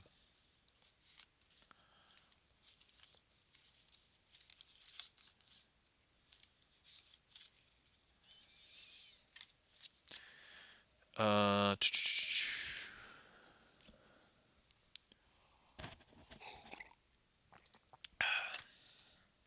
so this is actually a trick that I consider an original. Um, Beth Kinda Sorta, welcome in. How's it going? Beth Kinda Sorta is currently on a 5-stream streak. It me. Sorry, let me say that with a Mario. It me, Beth. No, it's me, Mario. Sorry, I sometimes it strains my voice to do like a high-pitched voice. Sometimes it doesn't. It really depends. I've gotten a lot more practice because I have to read my kids' stories sometimes, but I get into it. So it's like, all right, so now our hero. So there's this book called, and it's gonna sound weird if you don't know that it exists. It's called the Super Happy Magic Forest, and it's like a series of books, but it's kind of like mythical creatures that live in the super happy magic forest, and they encounter like bad guys, a la, like Dungeons and Dragons style, but in like a very kid friendly way. And she likes this one particular one called the Slug of Doom. And the way that I read it is like, all the good guys have really high pitched voices like this, and then the bad guy has a got an evil voice like this one, and then like there's like other characters like ogres, like, oh, this is what the ogres sound like, and so I do all these different voices for her, and she loves reading this particular book. And we own like three of them, and it's just like so. Anyway, sorry, I just got on a tangent there. But oh yeah, so the trick I'm going to do, I call it twisting Picasso's arm, even though it probably makes more sense as Picasso's paintings the way that I present it now, because that was like a working alternate name, but I don't remember it as that. So we'll do this one. All right. So I have one, two, three, four blue backed cards, and these are all like a blank canvas. And if I want to apply some red paint to them, I can go ahead and take some red paint onto my fingers from this smaller deck of cards. And I'm just going to paint it right on the canvas. You won't be able to see it right here right away, but if I show you, we do have one appear to be red. Now, if I want another one to appear red, I can go ahead and just put some more on there. So now we've got two red, and now we're going to go ahead and get, and see, yeah, those two red are right there. We're going to get another one, and so we have red, red, red. So I do want to show you that we still have at least one blue, and this one blue is just going to need to become red right now. And here we go. We have all four red, and one, two, three, four red. There we go. Boom and boom.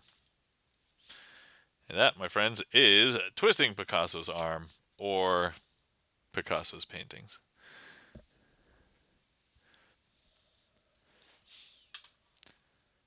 Yeah, so not sure if Barn Recluse is still here. So that is one that I put together, both the presentation and the slides. It looks similar to some other things, but there's actually something that I've never seen anywhere else.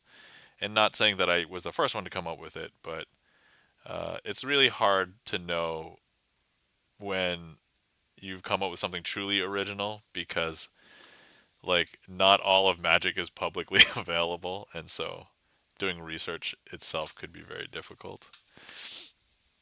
Thank you kindly for the claps. Sapphire Stern, Felden Kane, E-Room. E-Room's like, nice one. Yeah. And if anybody's curious about the air deck, this one is a brand new one. I haven't opened that, but I have an open one over here, which we could um, show off for people who have not seen it before. So it's a deck that is half the size of a regular poker size deck. Half being like half the long vertical way. So let me, yeah, let me pull this one out.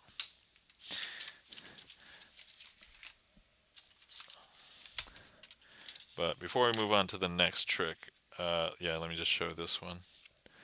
So if you guys have not seen me fiddle with I think for a little while, people were calling them the skinny cards, because that's basically what they are. So, but these are a deck of playing cards. They're made out of plastic. They're very slippery.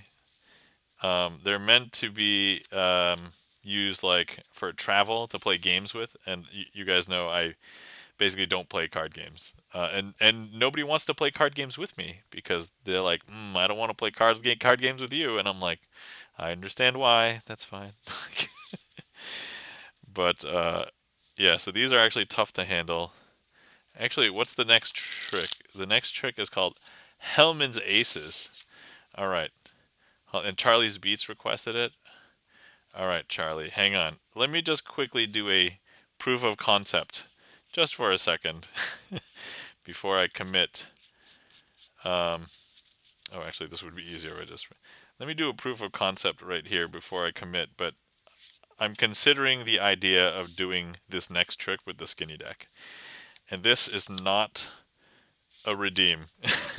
So people can't request the skinny deck, but the fact of the matter is not everybody knew that it existed. So now some people know that it exists. Um, oh Lord, this is gonna be so difficult. Okay, hold on. Let me see how this is gonna look. Okay, that might look okay. All right, that phase one passable. All right, phase two. Oh man, this one might be the best looking phase. Hold on. Okay, maybe that's okay. Phase two looks good. Oh man, phase three. Oh, this is gonna be a pain in the butt. Phase three. Hey, okay. I think is doable. I don't know if it'll look good. And then phase four. Okay. All right. You know what? Let's do it. This is the only way we're gonna actually find out, right? We won't actually know if it'll work unless we do it. So here we go. For the first time ever, I'm going to be attempting to do this trick with the skinny deck, or the air deck. So, alright, I've set aside two cards here, and they are the two jokers. This is what the jokers look like in the deck. Hopefully you don't mistake them for other cards in the deck. Oh, we're taking a quick ad break. Alright, hold on. Let's go ahead and let me know when back from ads. Okay. And in the meantime, I can do another full rehearsal of the trick. So, but yeah. All right. So we are going to be trying this. We are going to legit try to do this trick. Um, with oh man, it's still brutal. Like it's not easy. Let's put it that way.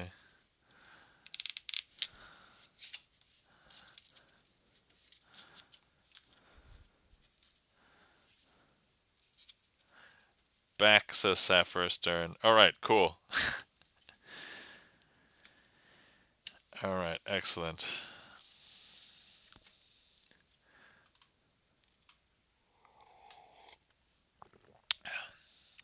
Okay. Let's try that again. So I've set aside the two jokers, and the two jokers will be helping us. Oh, hold on.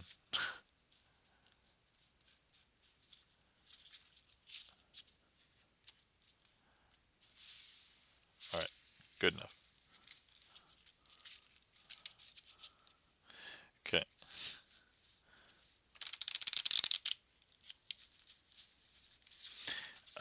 Where was I? Oh yeah, I'm gonna mix up these cards. I don't know why we don't need them technically to be mixed up, but it's more convincing for you guys if I mix them up. All right. So first things first, I've set aside these two jokers. These two jokers are very good at helping me cheat. Cheat at what? Cheat at cards. As I said, nobody wants to play card games with me, and so that's why they that's why people take out the jokers. It's not because, they're useless. It's because they're too good. They're too good. So here, I'm going to use these two jokers to help me find a card to cheat with. All right, and here we go. I'm just going to riffle through the deck, and then we'll hopefully find, I don't know if you could tell, but they have grabbed a card in between them, and that card happens to be an ace. So can you see how convincing it would be to then use? All right, but actually, we're going to go ahead and need to do this again. But maybe you thought that that was not magic because that was just skill, right? I just stuck the jokers in there and they just pulled out a card. But now let's go ahead and do it from far away. So look, I'm going to go ahead and I'm going to try and flick a card out, and we're going to go ahead and catch it between the two jokers. One, two, and three. I don't know if you saw, but look, it has grabbed a card, and that card is an ace. Okay, now some people think that the jokers have to be visible for this trick, but if we go ahead and we turn them face down, they can also do it incognito. And so look, they'll find another ace, in this case the ace of hearts, and then they can find one more. I don't know if you guys can tell, but there's one more ace right there. This is rough, not gonna lie. But yeah, that's basically the reason why nobody wants to play cards with jokers.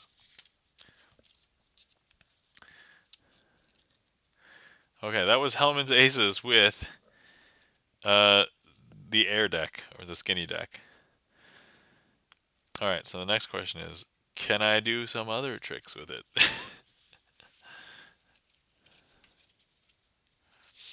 hmm. Thank you kindly for the claps. Sapphire's turn, Felden Kane. I would say there are some benefits to using this deck, but it is far outweighed by the familiarity of just holding a deck that you're used to using. Um,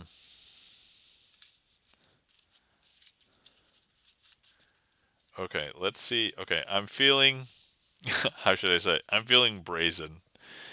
So let's use these cards again for another trick, and let's see how it goes. Let's pray that it works out okay.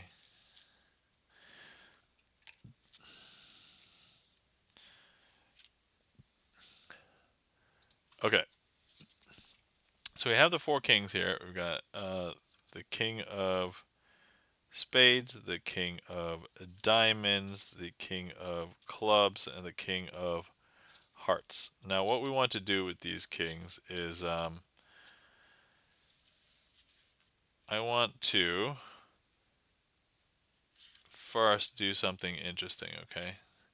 It's got, I guess the bad thing is that they're kind of tough to see picture wise, but anyway, so with these four kings, I'm going to do something funky. If I turn up two of the kings, so here's one, here's two. If I leave two of them face up and two of them face down and I close them all up, if I turn them face down, you would expect that if I was to count through them, you'll see a couple facing the opposite direction. But if I snap, you will now see that they're all facing in the same direction.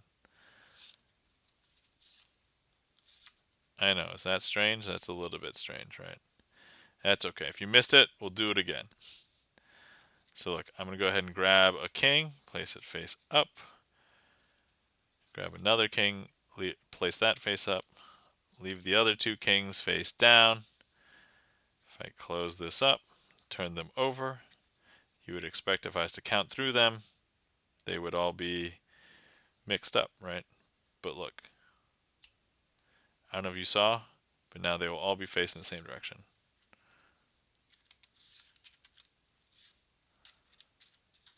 Is that weird? That's super weird, right? But actually, when I do this trick, I should probably use a different. Let me just go ahead and let me do something different. So I don't know if you could tell, but I actually changed one of those kings to become a better card. It's going to be an ace. See, so now this is the ace of diamonds. And here, let's go. Wait. This is called the twist for a reason. Let me give this a twist. There we go. And actually, this is the ace of spades. And let me just go ahead and give this two more twists just so I can get all of the aces in here. And so, look, we have the ace of spades. We have the ace of diamonds. We have the ace of clubs. and of course the ace of hearts. And so there are all four aces right there. And if you're wondering, well, where are all the kings? Well, some people believe that the kings might be on the top, or that the kings are on the bottom. These are queens. But if I spread, the kings are actually all in the middle. They switch places with the aces. And that, my friends, I'll call a slightly awkward, but I'll call that a successful performance of the trick. So it does feel weird. These cards do feel weird. Like, actually, I kind of want to try this right now. Let's see how it looks. Thank you kindly for the claps. Sapphire Stern, Felden Kane, E Room, Charlie's Beats. Okay, here we go. All right, so that's a red queen. All right, and then nope, it does not look good.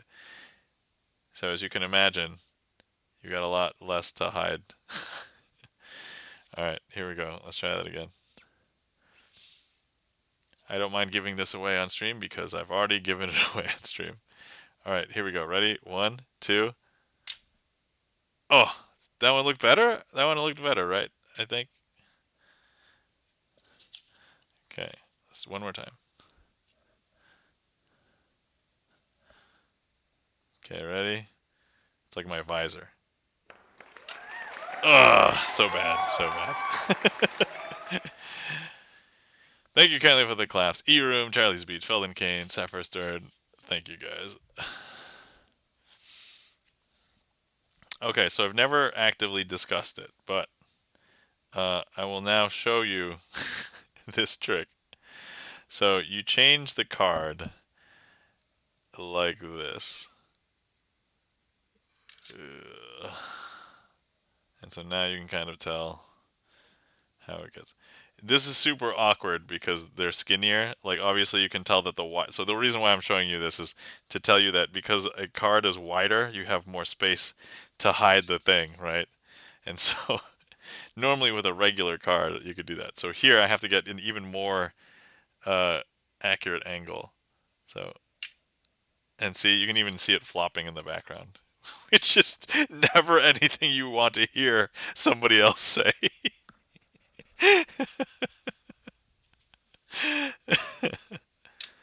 Oh, see. All right. Sorry, I have a dirty mind, guys. Okay, that one I think looked clean. But oh geez, all right. Okay. Lindsay Harvey, welcome in. You can even see it flopping in the background was my nickname in high school, says Lindsay Harvey. Welcome in. How you doing, Lindsay?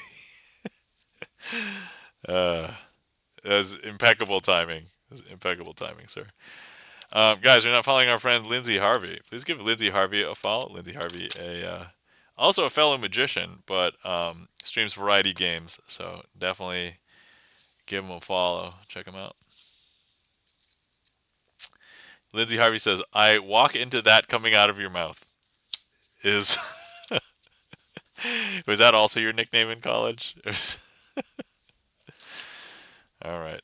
Okay. So Lindsay Harvey, last time at the very end of stream, you asked for a premium deck redeem, which I did show you something, but we didn't really do a magic trick. So I'm going to go ahead and pull out a premium deck of cards, and we'll do a trick with it.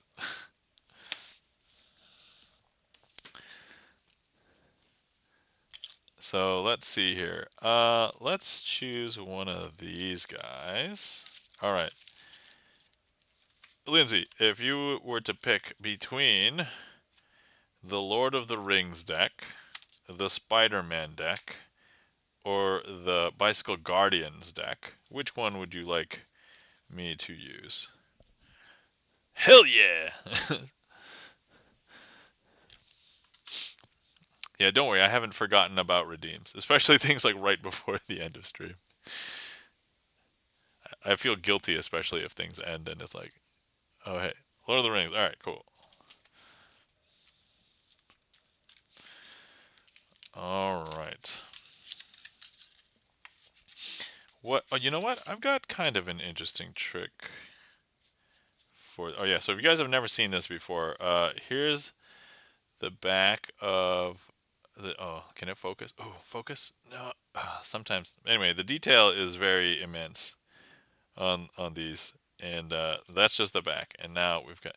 I'm not a Lord of the Rings fan. I just haven't seen that deck. Oh, gotcha. That's fair.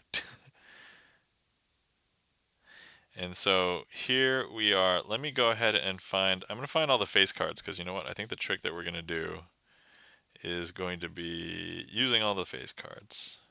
So let's go ahead and do that. So here is 4 of them.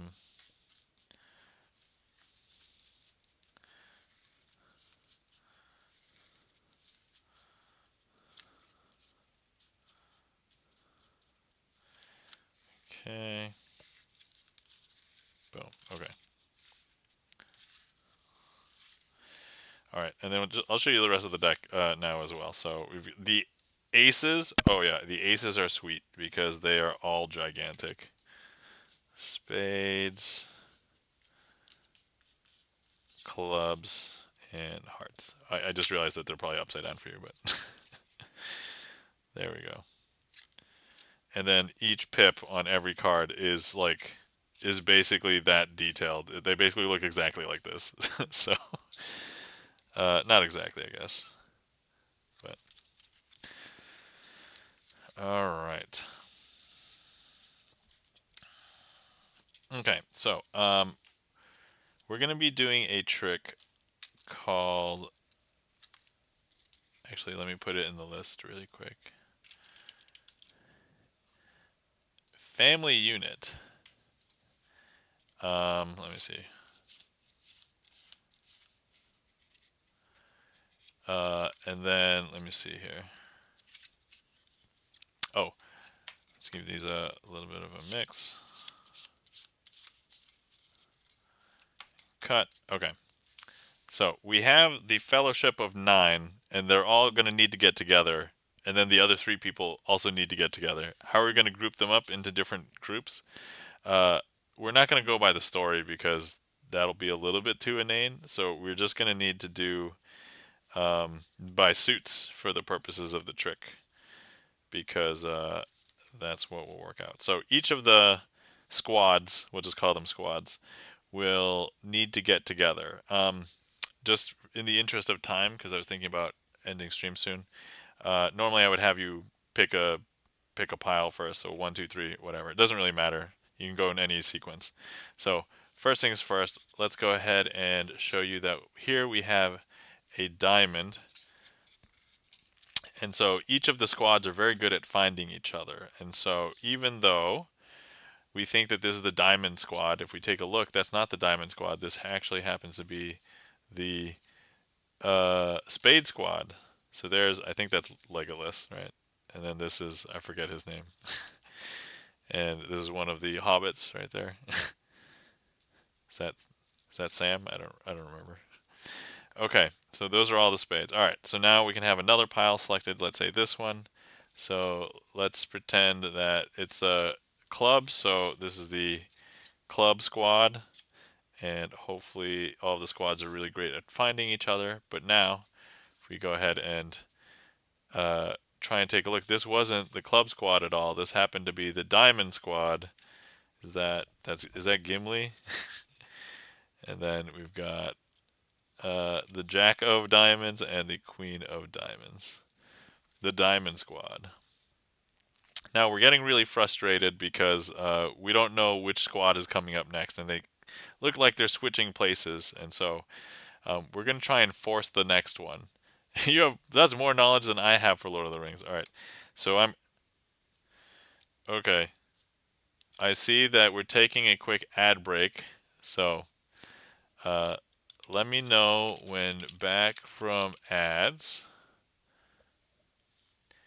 and also Let me know which order you want me to stack the cards, and we will use, let me see, I've got little numbers here. 1,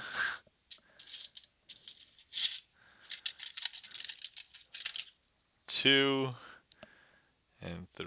Okay, there we go.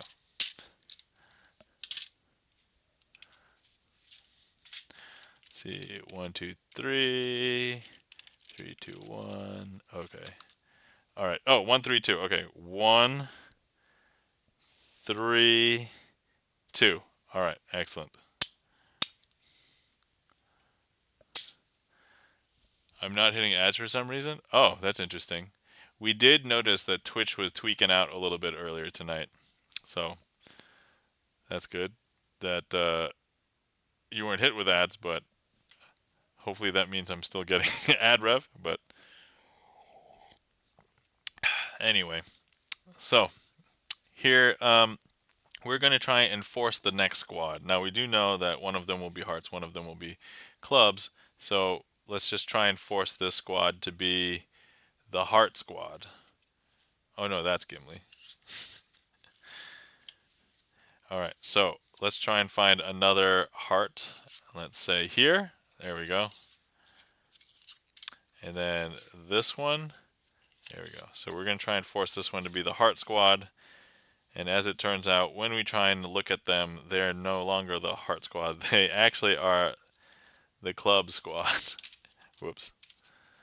I guess that, I mean, I can do this trick legit. I didn't have to make it look like anything suspicious happened falling off camera.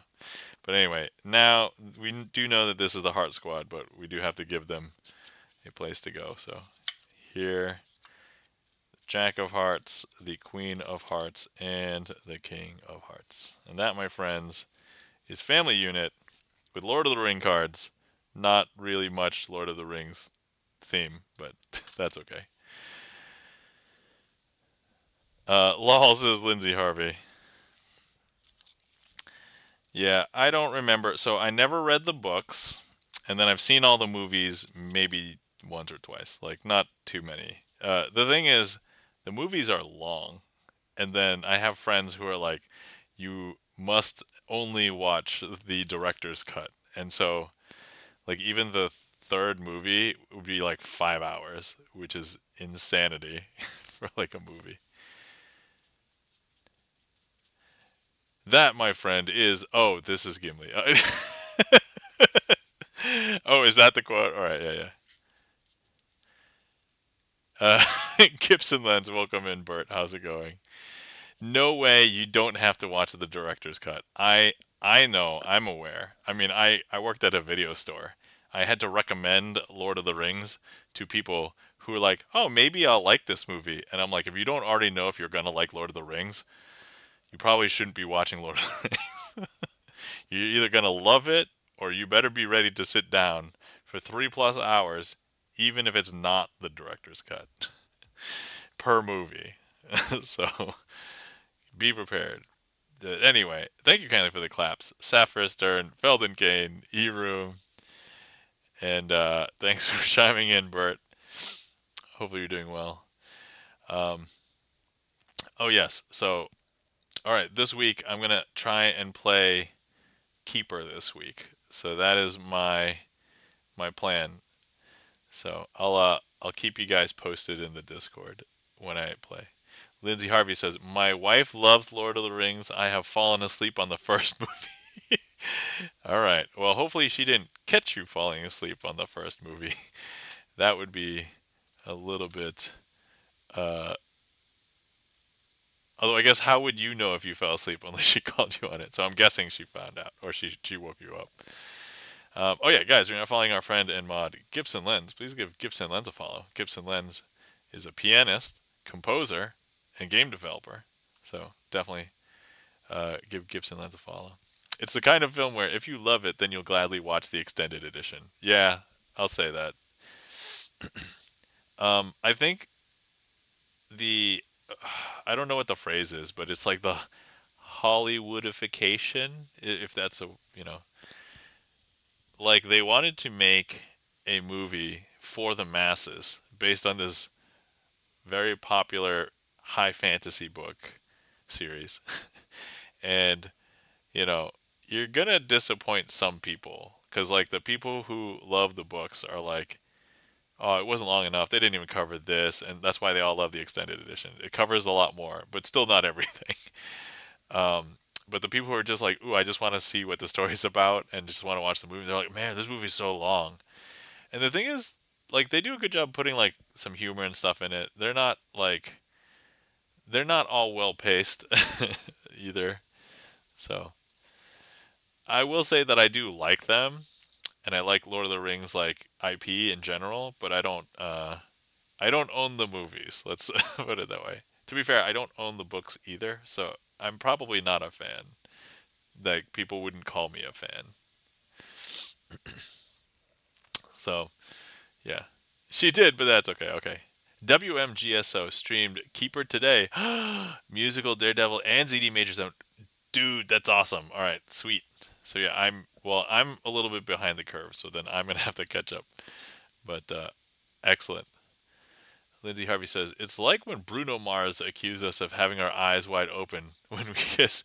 How would he know unless his eyes were wide open, too? Yes, I do agree.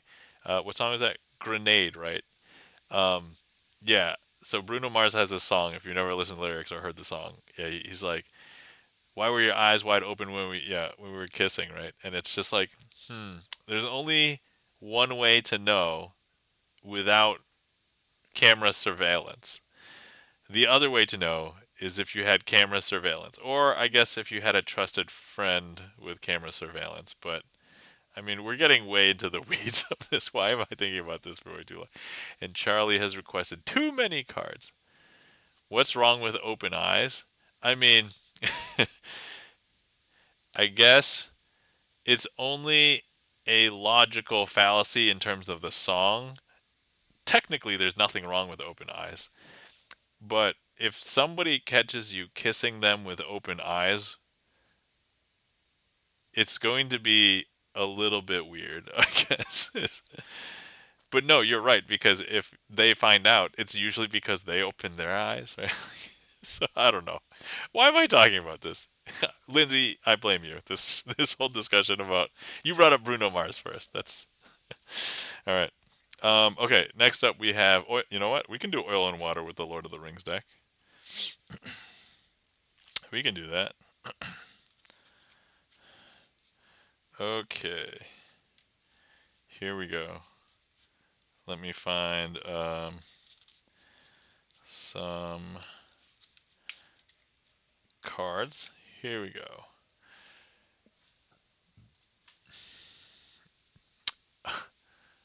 On me. You don't wear a GoPro while you're kissing? Welcome in first time chatter on me. How's it going? And no, I'm not wearing a GoPro, but that would also be a way to find out, as I said, video surveillance. But welcome in on me.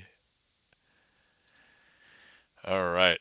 So here we've got red face cards. So these individuals could be part of the fellowship.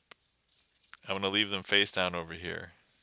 And over here we have the minions of Mordor.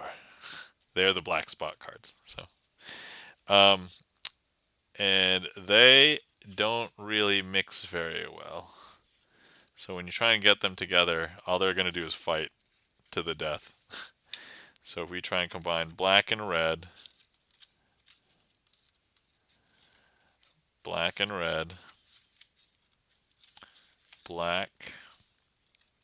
red, black, and red. Well, they're gonna duke it out, but then after the battle's over, whatever bodies lay there just end up laying there. But then they actually whoever's losing they retreat, right? And so they've separated. So if you take a look, here's the minions down there, and here are heroes up here. But actually, all of the heroes have floated up to the top. and all of our minions are here at the bottom. You know, when I first started this trick, I wanted to say minions of Mordred, but I knew that that was wrong because I used to play this game called The Resistance Avalon. So, anyway, maybe that wasn't very impressive. I don't see any applause or anything in the chat, so we're gonna do it again. So there, the red heroes are face down, and here the minions of Mordor.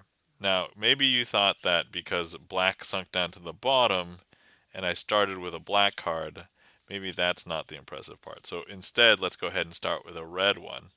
So let's go ahead and start with a red card and interweave it with a black card, a red card,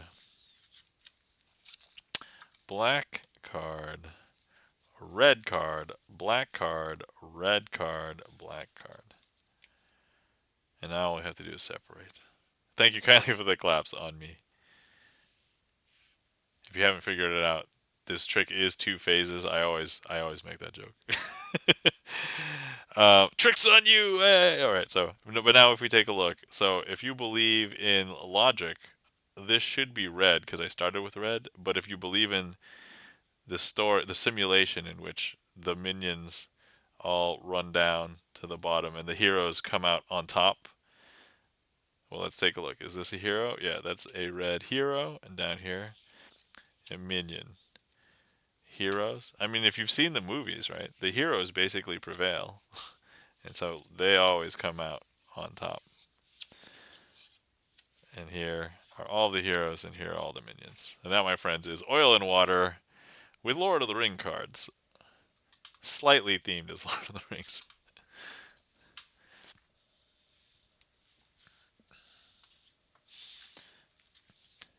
Thank you kindly for the claps. On Me, Sapphire Stern, Charlie's Beats, Feldon Kane. Let's go ahead and get ready to perform Too Many Cards. Thank you for the follow, On Me.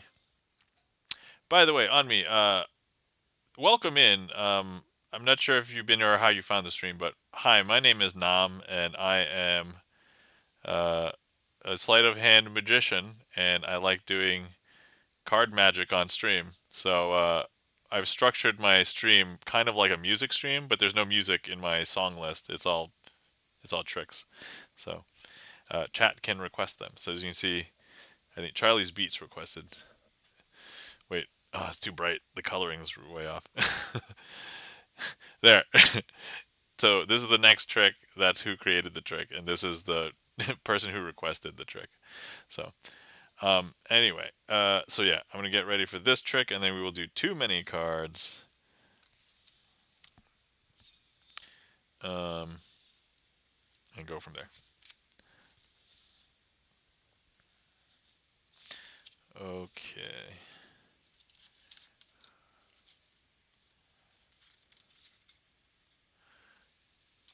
Uh, saw that interesting use of Songlist. Ah, yes. As far as I know, when I first started it, I don't think anybody else is doing it, but Chan the Magic Man is the other magician that is also using it now for magic. Although Chan also has music, so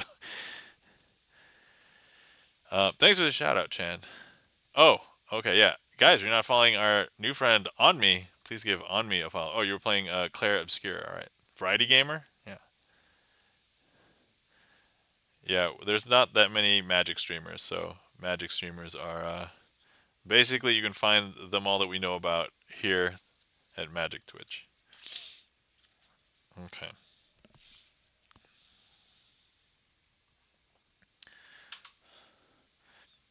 All right. So here we have the ace of spades, the two of spades, the three of spades, the four of spades, and five of spades. Now with this, we're always used to speed run, now variety. Yeah. Oh, okay. Cool. I have occasionally watched speed run streamers and marathons and things. All right, let's pretend that this ace is the one ring, and we're going to try and find the one ring.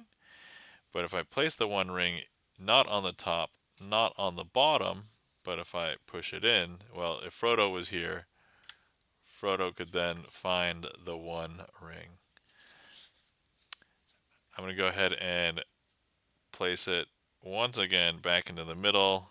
If Frodo was here, he would be able to find the One Ring. No more talk about me. Back to talking about magical cards. Awesome. Here we go.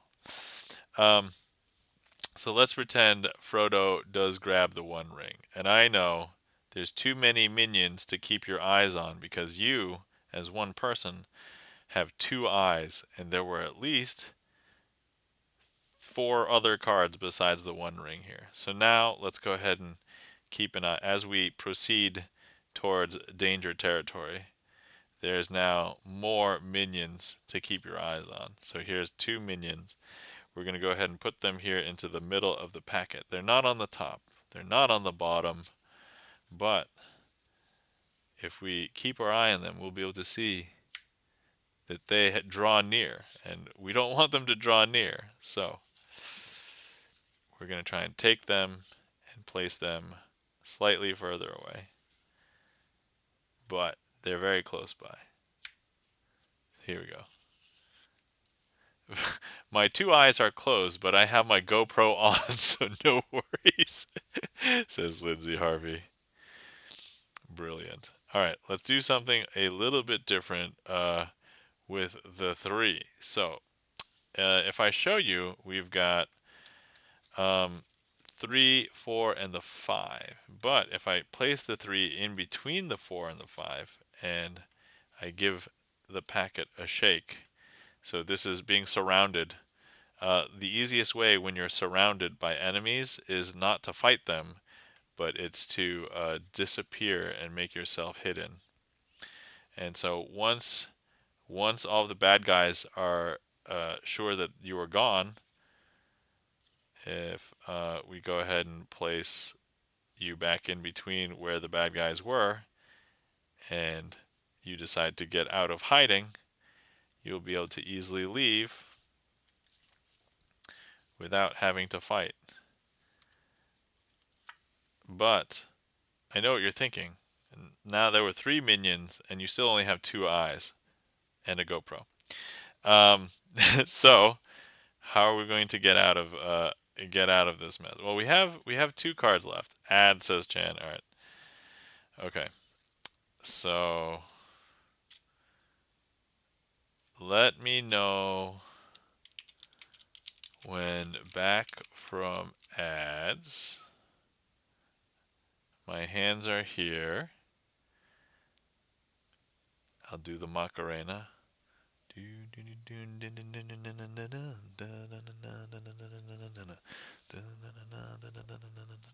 Hey, Macarena. I'm not going to actually rotate my chair.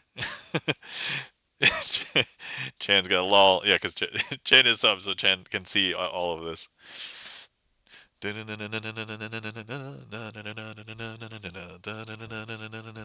Hey, Macarena. Beware. The Trek Nerd, welcome in. How's it going? Beware the magic crana, says the Trek Nerd. Sephiroth Stern says sus. Yeah, absolutely. I'm very sus. You know, you know what? If you say sus sus sus, you know what? You can oh,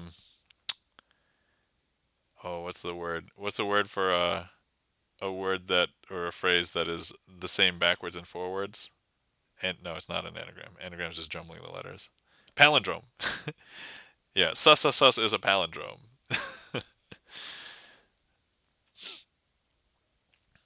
Okay. Are we yeah, back from ads? All right. On me. Okay, it says we're back. All right. Excellent. Okay. So I stopped after the 3. All right. So now there should be no more excuses because we have 2 cards left. We have the 4 and the 5. So now if I go ahead and I take the 4, and I place it underneath the 5, you would think that now the 5 is on the top. But now if I show you, here's the 4 is still on the top of the 5.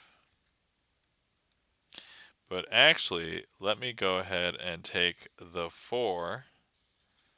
You know what? I know this is a little bit unfair because there's only 2 cards and you have 2 eyes, so you have no excuses. You should be able to follow along. But let me go ahead and remove the 4 here, and now there's only 1 card. I don't know if you need to get your eyes checked, because if I was to ask you what card this is, I think a lot of you would say it's the 5. And you know, that's not wrong. That's not wrong. But I don't think it's the 5 you were thinking, because all the black spot cards were the minions, right? Here are 5 allies. You can tell because they are hearts. And that, my friends, is too many cards with the Lord of the Rings deck. And an ad break.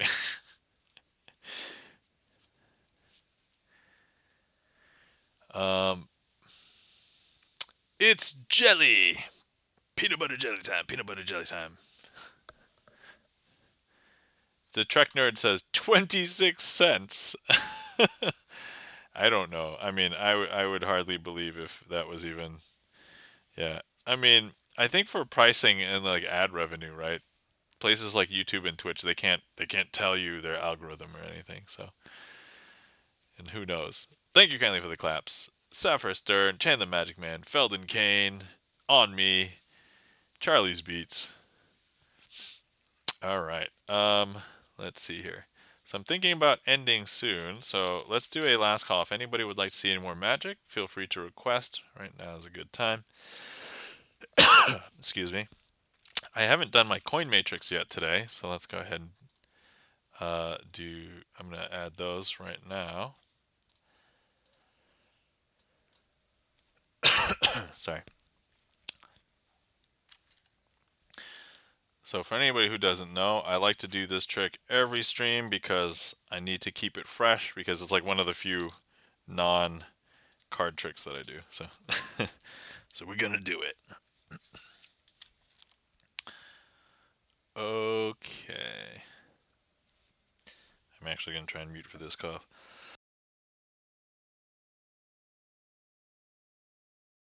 All right, hopefully I saved your eardrums that one time. Okay. All right, so we have 4 coins, 4 cards, and we are going to go ahead and try and make these coins teleport from corner to corner. We will have each coin covered by 1 card, and hopefully they will look magical. Okay, so from here, we're going to make this one jump from here to here. Don't blink, it happens pretty quick. 1, 2, 3. And then here, we're going to do it one more time. Happens pretty quick. 1, 2, 3. The last one, it's going to go from here to there. 1, 2, 3. I haven't decided if I like the clicking or if I don't like the clicking. I think it depends on my mood, really. Okay, so next we will follow it up um, with the cardless version. And so now we have the 4 coins back in their respective corners, hands empty. Try doing a fart noise instead. All right, I will keep that in mind for when I do the kids' parties. I don't know if I want to do a fart noise right now.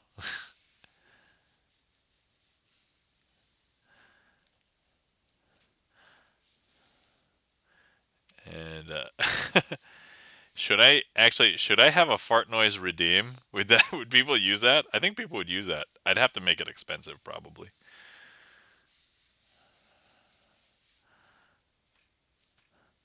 And then I've been liking to do the fancy finale, and so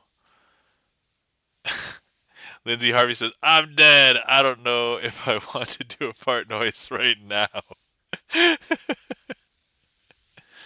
Yeah, it's always tough. If you want to decide to do a fart noise, oftentimes you can't choose, right? Oftentimes it's just like well, it's coming or not. You can almost say the same thing about bowel movements. Can't decide. It's just gonna happen. There you go. I can't. Okay, first of all, I normally never do this trick w- talking about fart noises or bowel movements, but yet here we go. It's first time for everything. Nice, nice.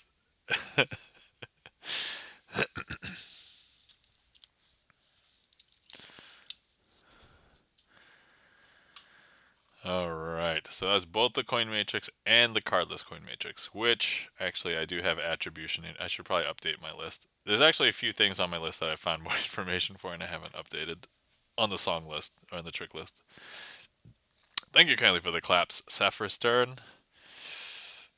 Okay. Actually, there is one. Oh, Magician's Choice. All right, perfect. I was actually going to choose this one. So this is actually another um, non-card trick that I've been practicing. I did a couple times last week, and then I tried doing it for my wife, and she was like, "It didn't look good," and I'm like, "Damn it, I need to practice it some more." So this one is called the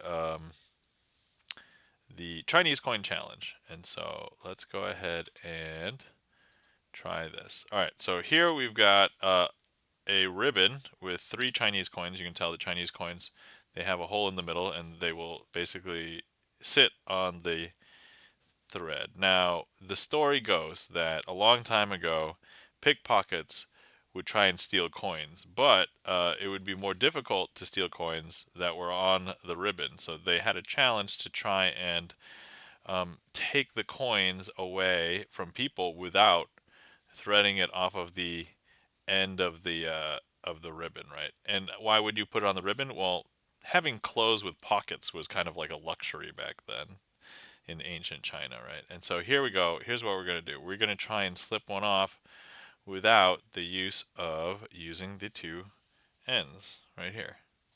And so here we go. One, two, and three. There we go. So now we've got two right here on the ribbon. And what? So, Chen, you've never seen this before? Okay. Yeah, this is actually my attempt at like branching out of not doing like card magic all the time. And so, all right. So here we go. Once again, we are going to try and be a pickpocket and steal one of these coins off of the ribbon so that we don't take it off the two ends right here. Boom, boom. Okay, ready? One, two, and three. I don't know if you guys can tell. Right there. Okay. So now we have we have these right there. Okay. Now I'm going to show you how we take the last coin, but we're going to actually give people a false sense of security because we're going to try and wrap this coin around in this hand with the ribbon, and so there's hopefully no possible way that we'll be able to get that coin out of this hand off of that ribbon, and that's the hope. And but here's the thing: pickpockets back then got very, very talented, and so they could then grab the coins themselves. And I don't know if you can tell, but if I show you, that coin has disappeared. Well, where has it gone? Well, there it is. That, my friends, is the Chinese coin challenge. Hopefully that looked okay. Um, and I do need more practice on it. I was Kit Kat Gad, welcome in. How's it going? I saw a pickpocket at Qingdao Pier. Okay, I'm not familiar, but hi all. Hi Kit Kat Gad. Thank you kindly for the claps. Chan the Magic Man, Sapphire Stern, Felden Kane, And yeah, I've been practicing that one, so hopefully that looked okay. I think I do. Yeah, I do need to polish it up a little bit more. I'm getting a little bit more natural with the storytelling of it as well. But yeah. Anyway, how you doing, Kit Kat? Good to see you. Hopefully you're doing well. Um, I guess the big news to catch you up on. I did have an interview this past week. I felt like it went well, so hopefully there's a second interview next coming weeks. And I had a gig. I had a magic gig last night. It was kind of last minute, so it was basically booked, and in less than 24 hours, I was at it. So it was my first walk around corporate event. So for everybody else who wasn't here earlier when I talked about it, it went really well. So I was just basically doing walk around magic for a cocktail party for like an hour, and then they were seated at the table. So it was like a corporate event holiday party, and I had a good time, and it was very fun. And I had to drive like an hour, but I quoted high because it was so like last minute, and then and they were like, "Yeah, we'll pay it." I'm like, "Yes, all right, sweet." So it was good. And then I did do about 10 tricks. Most of them were like the same 7 tricks, but I did do like a few tricks like once or twice. So and those some of those ones that I only did once went really well. I'm like, like I judged the situation, and I'm like, this trick will work very well right now. So I went ahead and did that. So yeah. Kit Kat Gat says, still applying for jobs here. Yep, I'm feeling you, Kit Kat. I'm same thing. I'm also still applying. And yay the interview, and yay the gig. Yeah, absolutely. I bet they loved it. Yeah, I think everybody had fun. I had a good sense of everybody. I did get a lot of good compliments last night, and I'm like, oh man, that's so heartwarming. It's like they're like, wow, that was so impressive. How did you do that? Um, let's see. Was there's like, I'm sitting right here, and I couldn't see anything, and I'm like, awesome. Like ads in 3 minutes. Yeah. Nice, nice, nice, says Chan. Yeah. So, yeah, I think everything went over very well. I think they liked it. Unfortunately, because there was so many people, I think there was like maybe like 200 people, so I couldn't show everybody everything. But I showed a lot of people stuff. I would go over to tables and I'm like showing like 8 people, 10 people magic at the same time. So I'm like, all right, not everybody got a chance to perform, like participate, because I was like, all right, well, I'll show you a trick, and then go over to the other side of the table. I'll show you guys a trick, and so they collectively got to see like 2, maybe 3 tricks, and then I'd move on to the next table. That's like the best reaction. I'm like, yeah. I was like, you know what? Great. Actually, some people like I got okay. So one woman actually asked, "Oh my god, if I want to learn how to do that or figure out how you do that, I'm gonna go look that up on YouTube right now." And I was like, "Oh, perfect segue. I have a YouTube channel," and I was able to. So I handed out a few business cards last night too. But like this one woman was like, "I'm gonna go look this up on YouTube," and I'm like, "Here, look at my other stuff on YouTube." And it's like, "Yeah, right." So that worked out very well. I do actually. There was one thing I didn't mention, but I did perform a trick, and it was for 4 women, and I got the 4 queens out, and I'm like, now that I was thinking about it again, and I'm like, maybe that could have been a touchy subject, or maybe it could have been offensive. Like I tried not to be offensive, but like I'm like, oh, maybe they. And I was like, okay, that's the one thing I would probably do a little bit different. I wouldn't have themed that trick the way that I themed it. But yeah, it was. So I themed it was Hellman's aces, but we were looking for the queens, and I got 2 jacks to look for the queens, and I'm just like, maybe they wouldn't have liked this. I don't know. Like, so that was the only like themed version of that trick that I was like, all right. But everything else went over very well. I didn't have any other ones that I felt like whereas cringy. There was some tables where they were eating, and I'm like, I was reading in my book The Approach, and it's like, don't interrupt people while they're eating. And I'm like, well, there's nothing, nobody else to entertain. I'm gonna go over there and entertain those people eating, so it's okay. They were probably thinking, yes, queen. Yeah. And Lindsay says, 2 hot, manly jacks hunting queens. I mean, I was not going to use the word hunting, that's for sure. Lindsay, that's, yeah, no, no. Dude, I thought you said they were yeeting. Nope, they were eating. I suppose that if it wouldn't be uh, yeet. So we don't have. Do I have a yeet command here? I don't think I do. Oh, oh yeah, I do. Actually, wait. Can I yeet somebody else? Yeet trolls. Oh yeah, okay, good. All right. Hey, that command actually works the way that I intended. Maybe do a magic mic card trick for the ladies. Kit Kat Gad. No, no. Oh, we have ads. All right. Let me know when back from ads. All right. Okay. Yep. Ads, it happens. I know. I understand. Um, oh, do I still have a command? Or actually, I forget. Sometimes, so when you mod for a while, so you forget what. Okay, I do have one of these. Hey guys, you can sub. But importantly, if you have a Prime sub and you don't use it, please use it. I'm sure that everybody who's here knows about Prime subs and uses them, but just in case.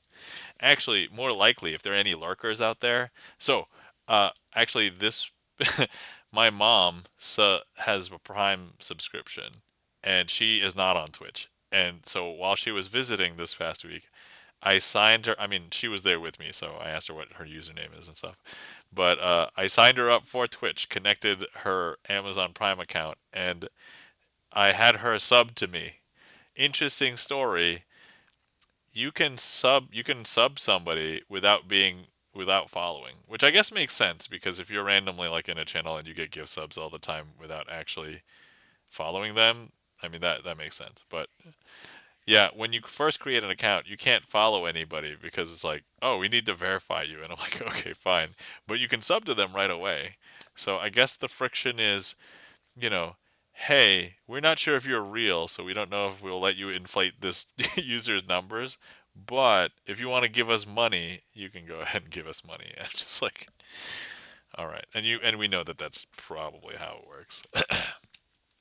But yeah, Felden Kane says, good idea. I might get my parents to do that. Oh yeah, I mean, look, if your parents are at all okay with just being like, hey, you have this benefit that if you're not using, you are giving Jeffy B. Uh, Jeffy B. Free money that you could be giving to me, right? Like, so that's how I would phrase it. If anybody doesn't know who Jeffy B is, that's fine. Go look it up. All right. Um, so yeah, I was just talking about how I got my mom to sign up for Twitch and use her Prime sub because she never used her Prime sub ever before. And I'm like, you should have been supporting me the last couple of years. And so now that's where we're at. Felden Kane. There it is, Jeffy B. Yep, that's exactly. There we go. Nice. Yep. So, um, all right. Yeah, I've made some random announcements like on my Facebook too for some of my Facebook friends because I know not all of my friends are on Twitch, but a lot of them probably have Prime, is my guess. Felden Kane, thank you kindly for the gigantic, or maybe yeah, thank you kindly for the gigantified emote. Uh, Maybe less thank you that it is Jeffy B's face, but okay. But no, that's funny. Oh, is that yours? That's yours. I've never used my Prime sub either. What? Kit Kat Gad? All right, you should connect it and then you should use it every month. Well, every 30 days, you will get it refreshed. So if you sign up for Prime for a year, that's 12 people that you can support. You don't have to use it here, but please use it on any creator on Twitch so that you use it because you're already technically paying for it. So, and you know what that translates to? That's at least $3, presumably to anybody in the United States that you end up supporting each month. So I'm going to use it here for sure. Oh, thanks, Cat. I appreciate it. Um, And Kit Kat Gad, I don't know if you've been subbed before, but if you haven't signed a card, when you use your Prime sub, you get to sign a card in the Twitch deck. So, all right. So here we go. Oh yeah, somebody asked me what my favorite packet trick was earlier, and I didn't do it. I'm sorry, whoever that was a long time ago. Yeah, take the money from Lord Bezos and give it to someone. Yep.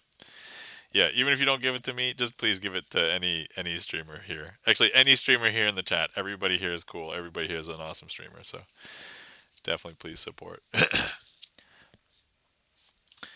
Okay. All right. So I think I'm gonna be doing the finale of Dazed today, and so I'm not sure if Barn Recluse was the one who asked, or if it was Brian with an I. One of those two, I think, asked what my favorite packet trick was, and then I think I said it, but then I didn't do it. So, so this will be the finale, unless I mess it up, in which case we'll do another finale as well. But all right, yeah, this past one, I do kind of want to get to sleep.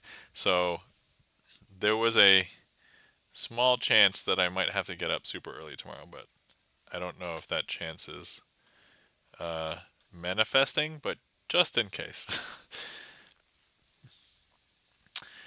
So I'm gonna turn off the queue.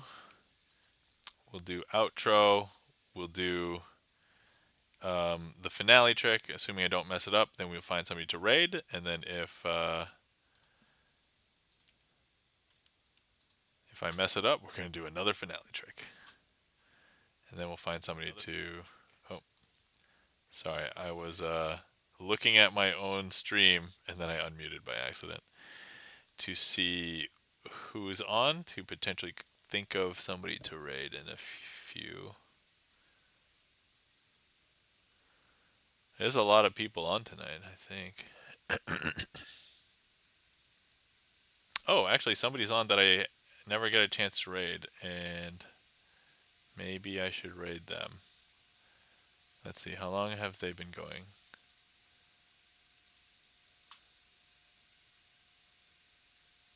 Oh, they are actually two people.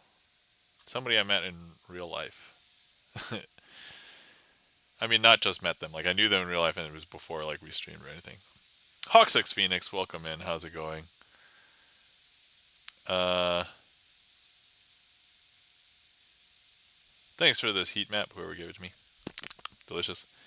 Um, I had so Hawk6 Phoenix says when I had Amazon Prime, all I used it for was Prime subs. Oh, yeah. The thing is, I have multiple things that I use Prime for, so I'm like, all right, I'm the correct candidate. I don't think it makes sense for just using Prime subs, but if you literally use like any other benefit, it might be worth it, right? KitKat says, I've been in buy nothing mode, so Prime is currently underused. Oh yeah. Um, so my so I use Prime free shipping. Not that we buy everything on it, because I'm trying to shop around still for cheaper prices, but the primary thing that I probably use it for is free photo storage. So if you have Prime and you use Prime Photos, you get free photo storage. And for a while, I was using Google Photos, and I got Pixels because they gave you free. But ever since they took that away and I started filling up the Google photo space, I ended up needing to have free photo storage. So if you have Amazon Prime, you get free photo storage. If you take videos, it will consume, but if it's just photos, it's free as part of Prime benefit. So that's one of the things. And we also watch Prime Video because not all kids shows are available on whatever platforms or whatever, and so some of them are on Prime, so my kid watches some of the stuff on Prime, so I'm like, all right, we use Prime Video. My wife also watches some shows on Prime, so it's like, okay, so that makes sense for us to have Prime. But like, yeah, if you use like two or three benefits. KitKat says, what? Yeah, if you didn't know, one of the benefits of having Prime is free photo storage in Amazon Cloud. So yeah, check it out. I've been using it for years. Like I basically abandoned Google Photos when they said Pixel phones will now take up quote, and I'm like, that's a little dubious. I'm like, damn it. I lost 3 years of photos when my phone died. No backup. What? I'm so sorry, Kit Kat Gad. My sympathies. I understand what losing digital photos is like sometimes, and I've tried to mitigate that. But yes, I've tried to avoid that, especially in the last 3 years, because my kid is growing up, and I'm like, I don't want to lose any of these photos. So I have my phone, my wife's phone, and my computer all automatically upload. You just get the Amazon Photo app, and it basically works the same way as Google Photos, except it just goes to Amazon. So it's okay. They were COVID years. Oh, okay, all right, but yeah, okay for you. My kid was born during the COVID years. Anyway, so all right. I think man, we've gone on so many tangents near the end of stream here, but um, thank you so much for everybody coming out and hanging out with me tonight. I wasn't sure who was going to come out because I know that it's super cold outside and there's other stuff going on, and so I appreciate anybody and everybody who's come by, and thank you so much for everybody who interacted with the stream, whether you chatted, did a sound alert, requested a trick, clicked on the heat map, gave me, chose a card, chose a suit, any of those things, fed me with the heat map. Thank you kindly. And if it wasn't for you guys, this wouldn't be as much fun for me. Thank you kindly for that applause. Did you perform Gigantic Hearts 2 hours ago? Bert, yes, I did. So you can clear that. Thank you.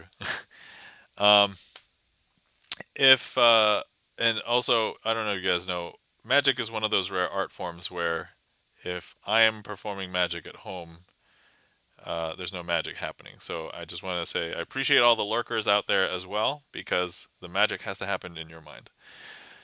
And also, let's give some mod love to our mods. Thanks for being here and helping me out, guys. If you're not following our friends Chan the Magic Man, please give Chan the Magic Man a follow, a fellow Twitch magician, and also um, does a bunch of different other streams. Man, those words didn't come out very well.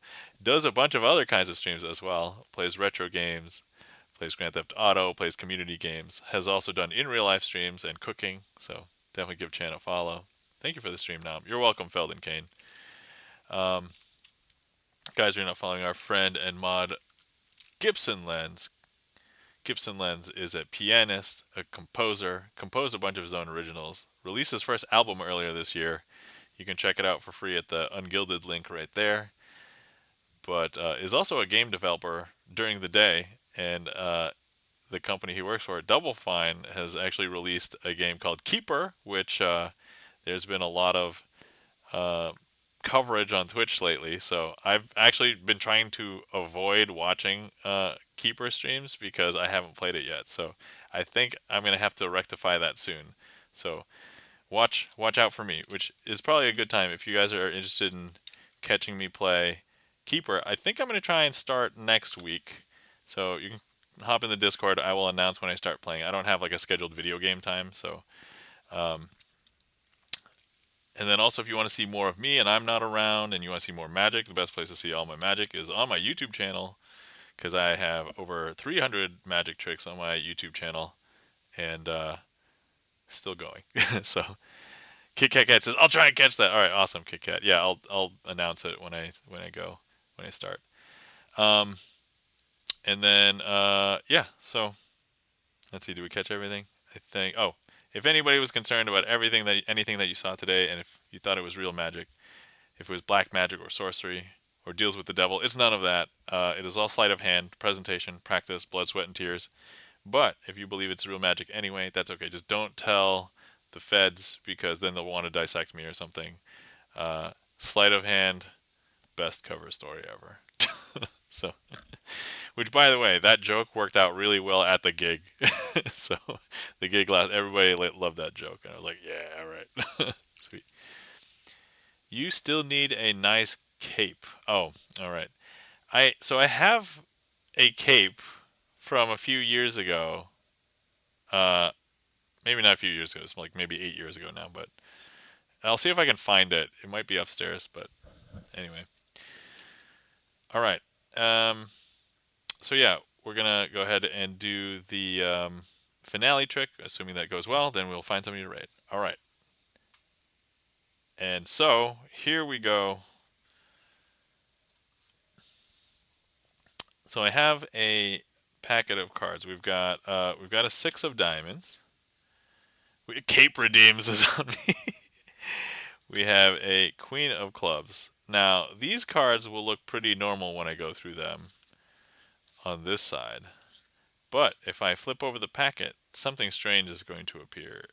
You'll see that some of these cards are have backs on both sides, except for this one. This one's weird. This one is blank on this side.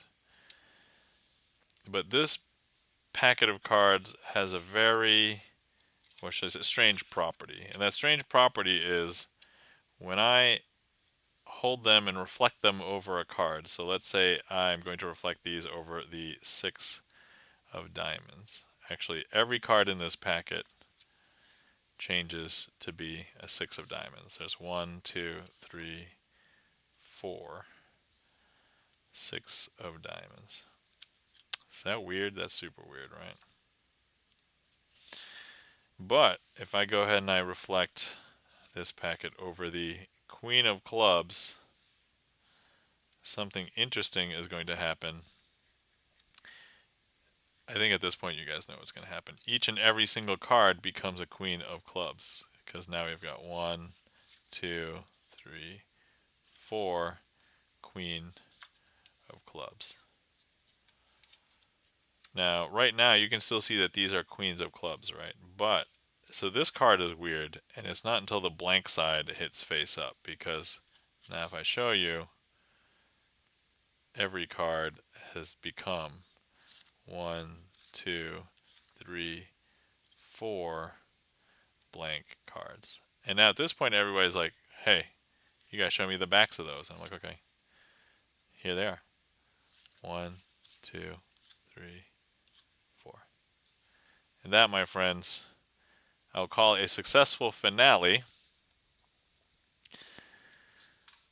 And that's one of my favorite packet tricks. I think people who long-time viewers know that's one of my favorite tricks to close with. So, um, you still need a nice cape redeem, and then this makes no sense whatsoever. Yeah, I know, right? Like when I first saw it, I'm like, wow, that's so.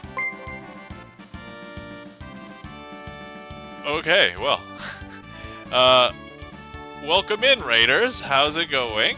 P1DM, how's it going tonight? Guys, we can get a shout out for P1TM. Welcome in, P1. How was your stream? Welcome in. How are you doing tonight?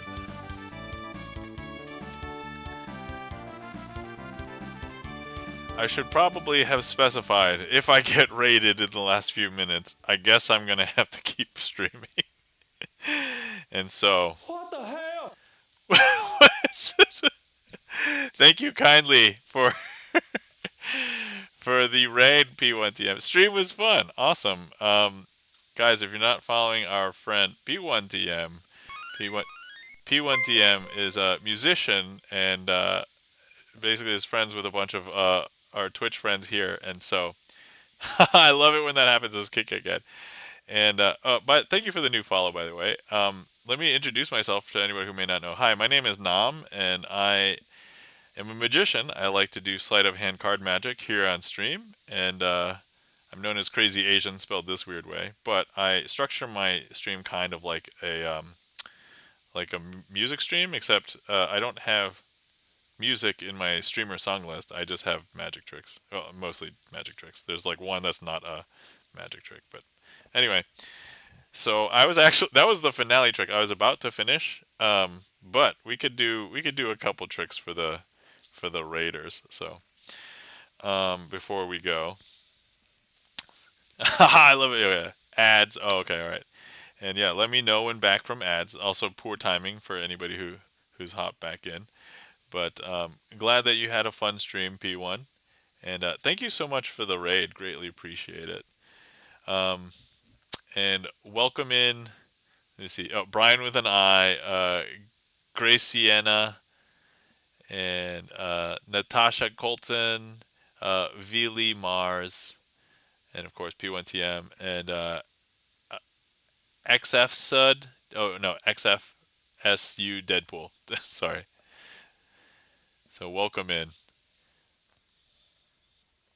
All right. So let's go ahead and figure out what we would like to do for the Raiders. Here we go.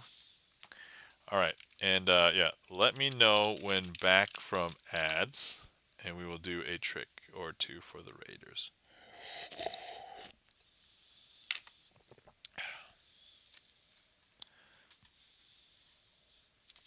Okay. Um, if you are still hearing my voice, then I'm out of ads. All right, great. Welcome back. All right. P1TM, how's it going? How you doing? All right, welcome back, everybody. Okay, cool. So, um, let's show you guys something interesting. Oh yeah, earlier I did a trick that might have been similar to this, but I did it with gigantic cards. So I also have a bunch of redeems on the channel where if people redeem, I will subject myself to masochistic pain and doing tricks with cards that are not normal cards. But anyway, so here we go. First things first, I've set aside the two jokers. They're going to be helping us in this trick. Let me give these cards a mix here. And we're actually going to be using them to help us cheat. As everybody knows, people who are card magicians, nobody wants to play cards with you after they see you can do something. And so here's the thing. A lot of the times people will remove the jokers because, well, they think that they're useless. They're not useless. Magicians can use them all the time. And it's because we can cheat with them, right? And so if I show you, I can use the two jokers, and we're going to steal a card out of the deck. And I don't know if you can tell, but like we've just grabbed one. Now, that might have not looked like magic. That was more skill based, right? Because I just literally grabbed a card from the middle of the deck. But let's see what they grabbed us. They grabbed us an ace, so that's great. Um, so now let's go ahead and, you know what? Let's try and do something that's a little bit more magical. And it's not really going to. So I'm going to try and have the jokers do their thing, but from long distance. You know, we have the technology now, right? We can text from far away. We can watch streaming video across Twitch, so we don't have to be in the same room anymore. But here we go. One, two, and three. I don't know if you saw, but look, a card just flew in there from over there. Now, some people believe that you have to be able to see the jokers for them to cheat for you. And that's not really true because I can go ahead and have them hide, and while they're hiding, they can still cheat for me because look, here is an ace. And while they're still in hiding, they can find another ace. And that, my friends, is a trick. Now, let's go ahead and do something with the aces. So we have all four aces right here. And let me use one of these jokers. So I'm going to go ahead and take the joker, and I'll leave it just over here for a second, okay? And then the rest of the aces, we're just going to go ahead and leave them over here. But if, let's say, that joker wanted to come over here for all those aces, well, it can because look, I don't know if you can tell, but over here there's now only one card, and it is the joker. And that one joker that was over here has become all four aces.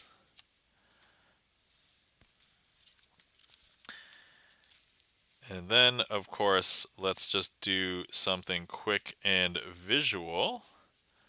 So let's go ahead and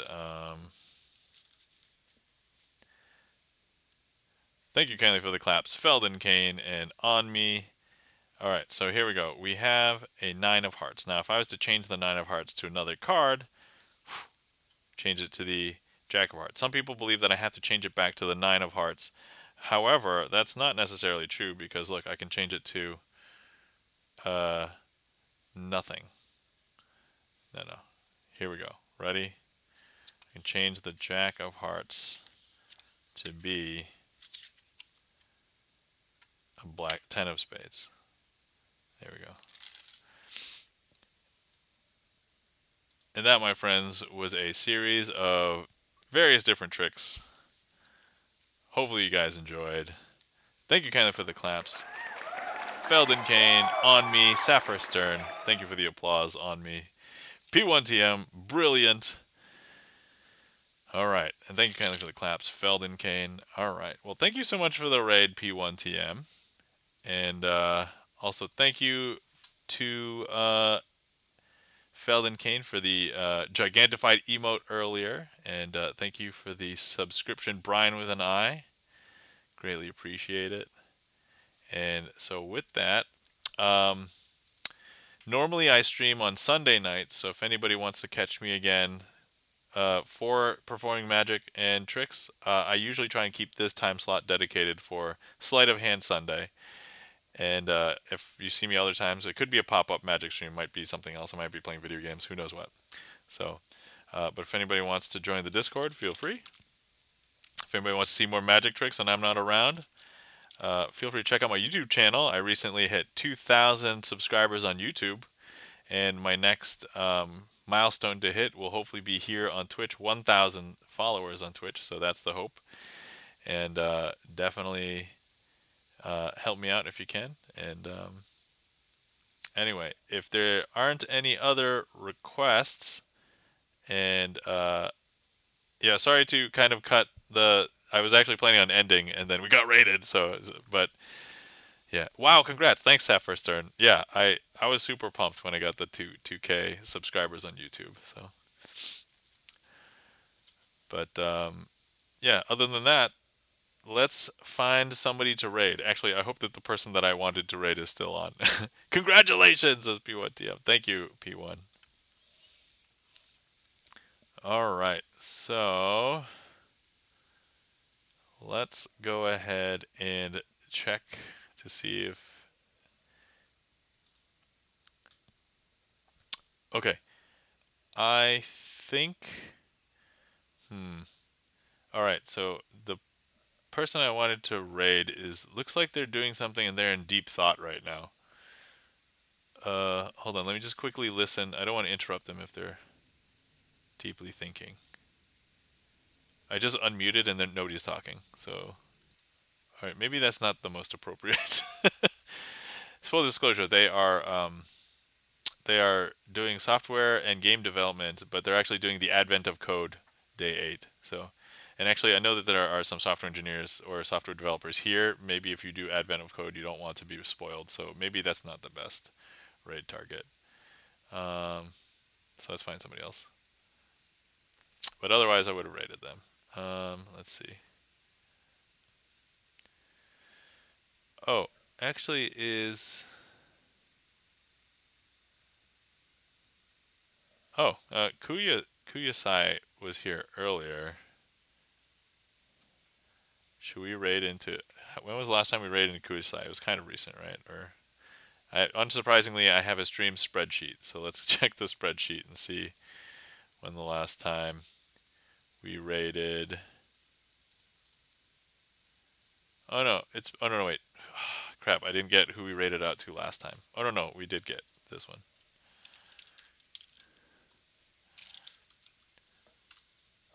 Oh, we haven't raided for a year, over a year. Okay. All right. Well, that makes this simple. All right. So yeah, we're gonna raid over to Kuyasai and go over there. So he said he's locking down live. So let's open. Let's go to Kuyasai music. Let's just make sure. I'm getting hit with ads, of course. He's only been on for 16 minutes. All right. So this is perfect. All right. So let's go over there. All right, guys. So we are going to be raiding Kuyasai Music, and if anybody wants to come along for the raid, here's a raid call. Here's a sub raid call, and then here's our raid target if you end up getting left behind, which we saw Twitch acting up tonight. So let's hopefully Twitch behaves for us. And let me start the raid. Let's go there. Okay. And then here we go. Oh, let me also copy my own raid call because I forget to do that sometimes. All right. Okay, everybody. Thank you so much for coming and hanging out with me tonight. Oh, thank you for all the heat maps and all the fun. Delicious. And remember to take care of yourselves. Remember to hydrate. If you've been sitting around for a while and you're not hydrated, please feel free to hydrate. Remember to stretch and remember to get good sleep because you never know. Uh, it is very tough to get good sleep nowadays. So, all right, everybody. Take care and good to see you. I'll see you around. All right. Bye. See you, Felden Kane.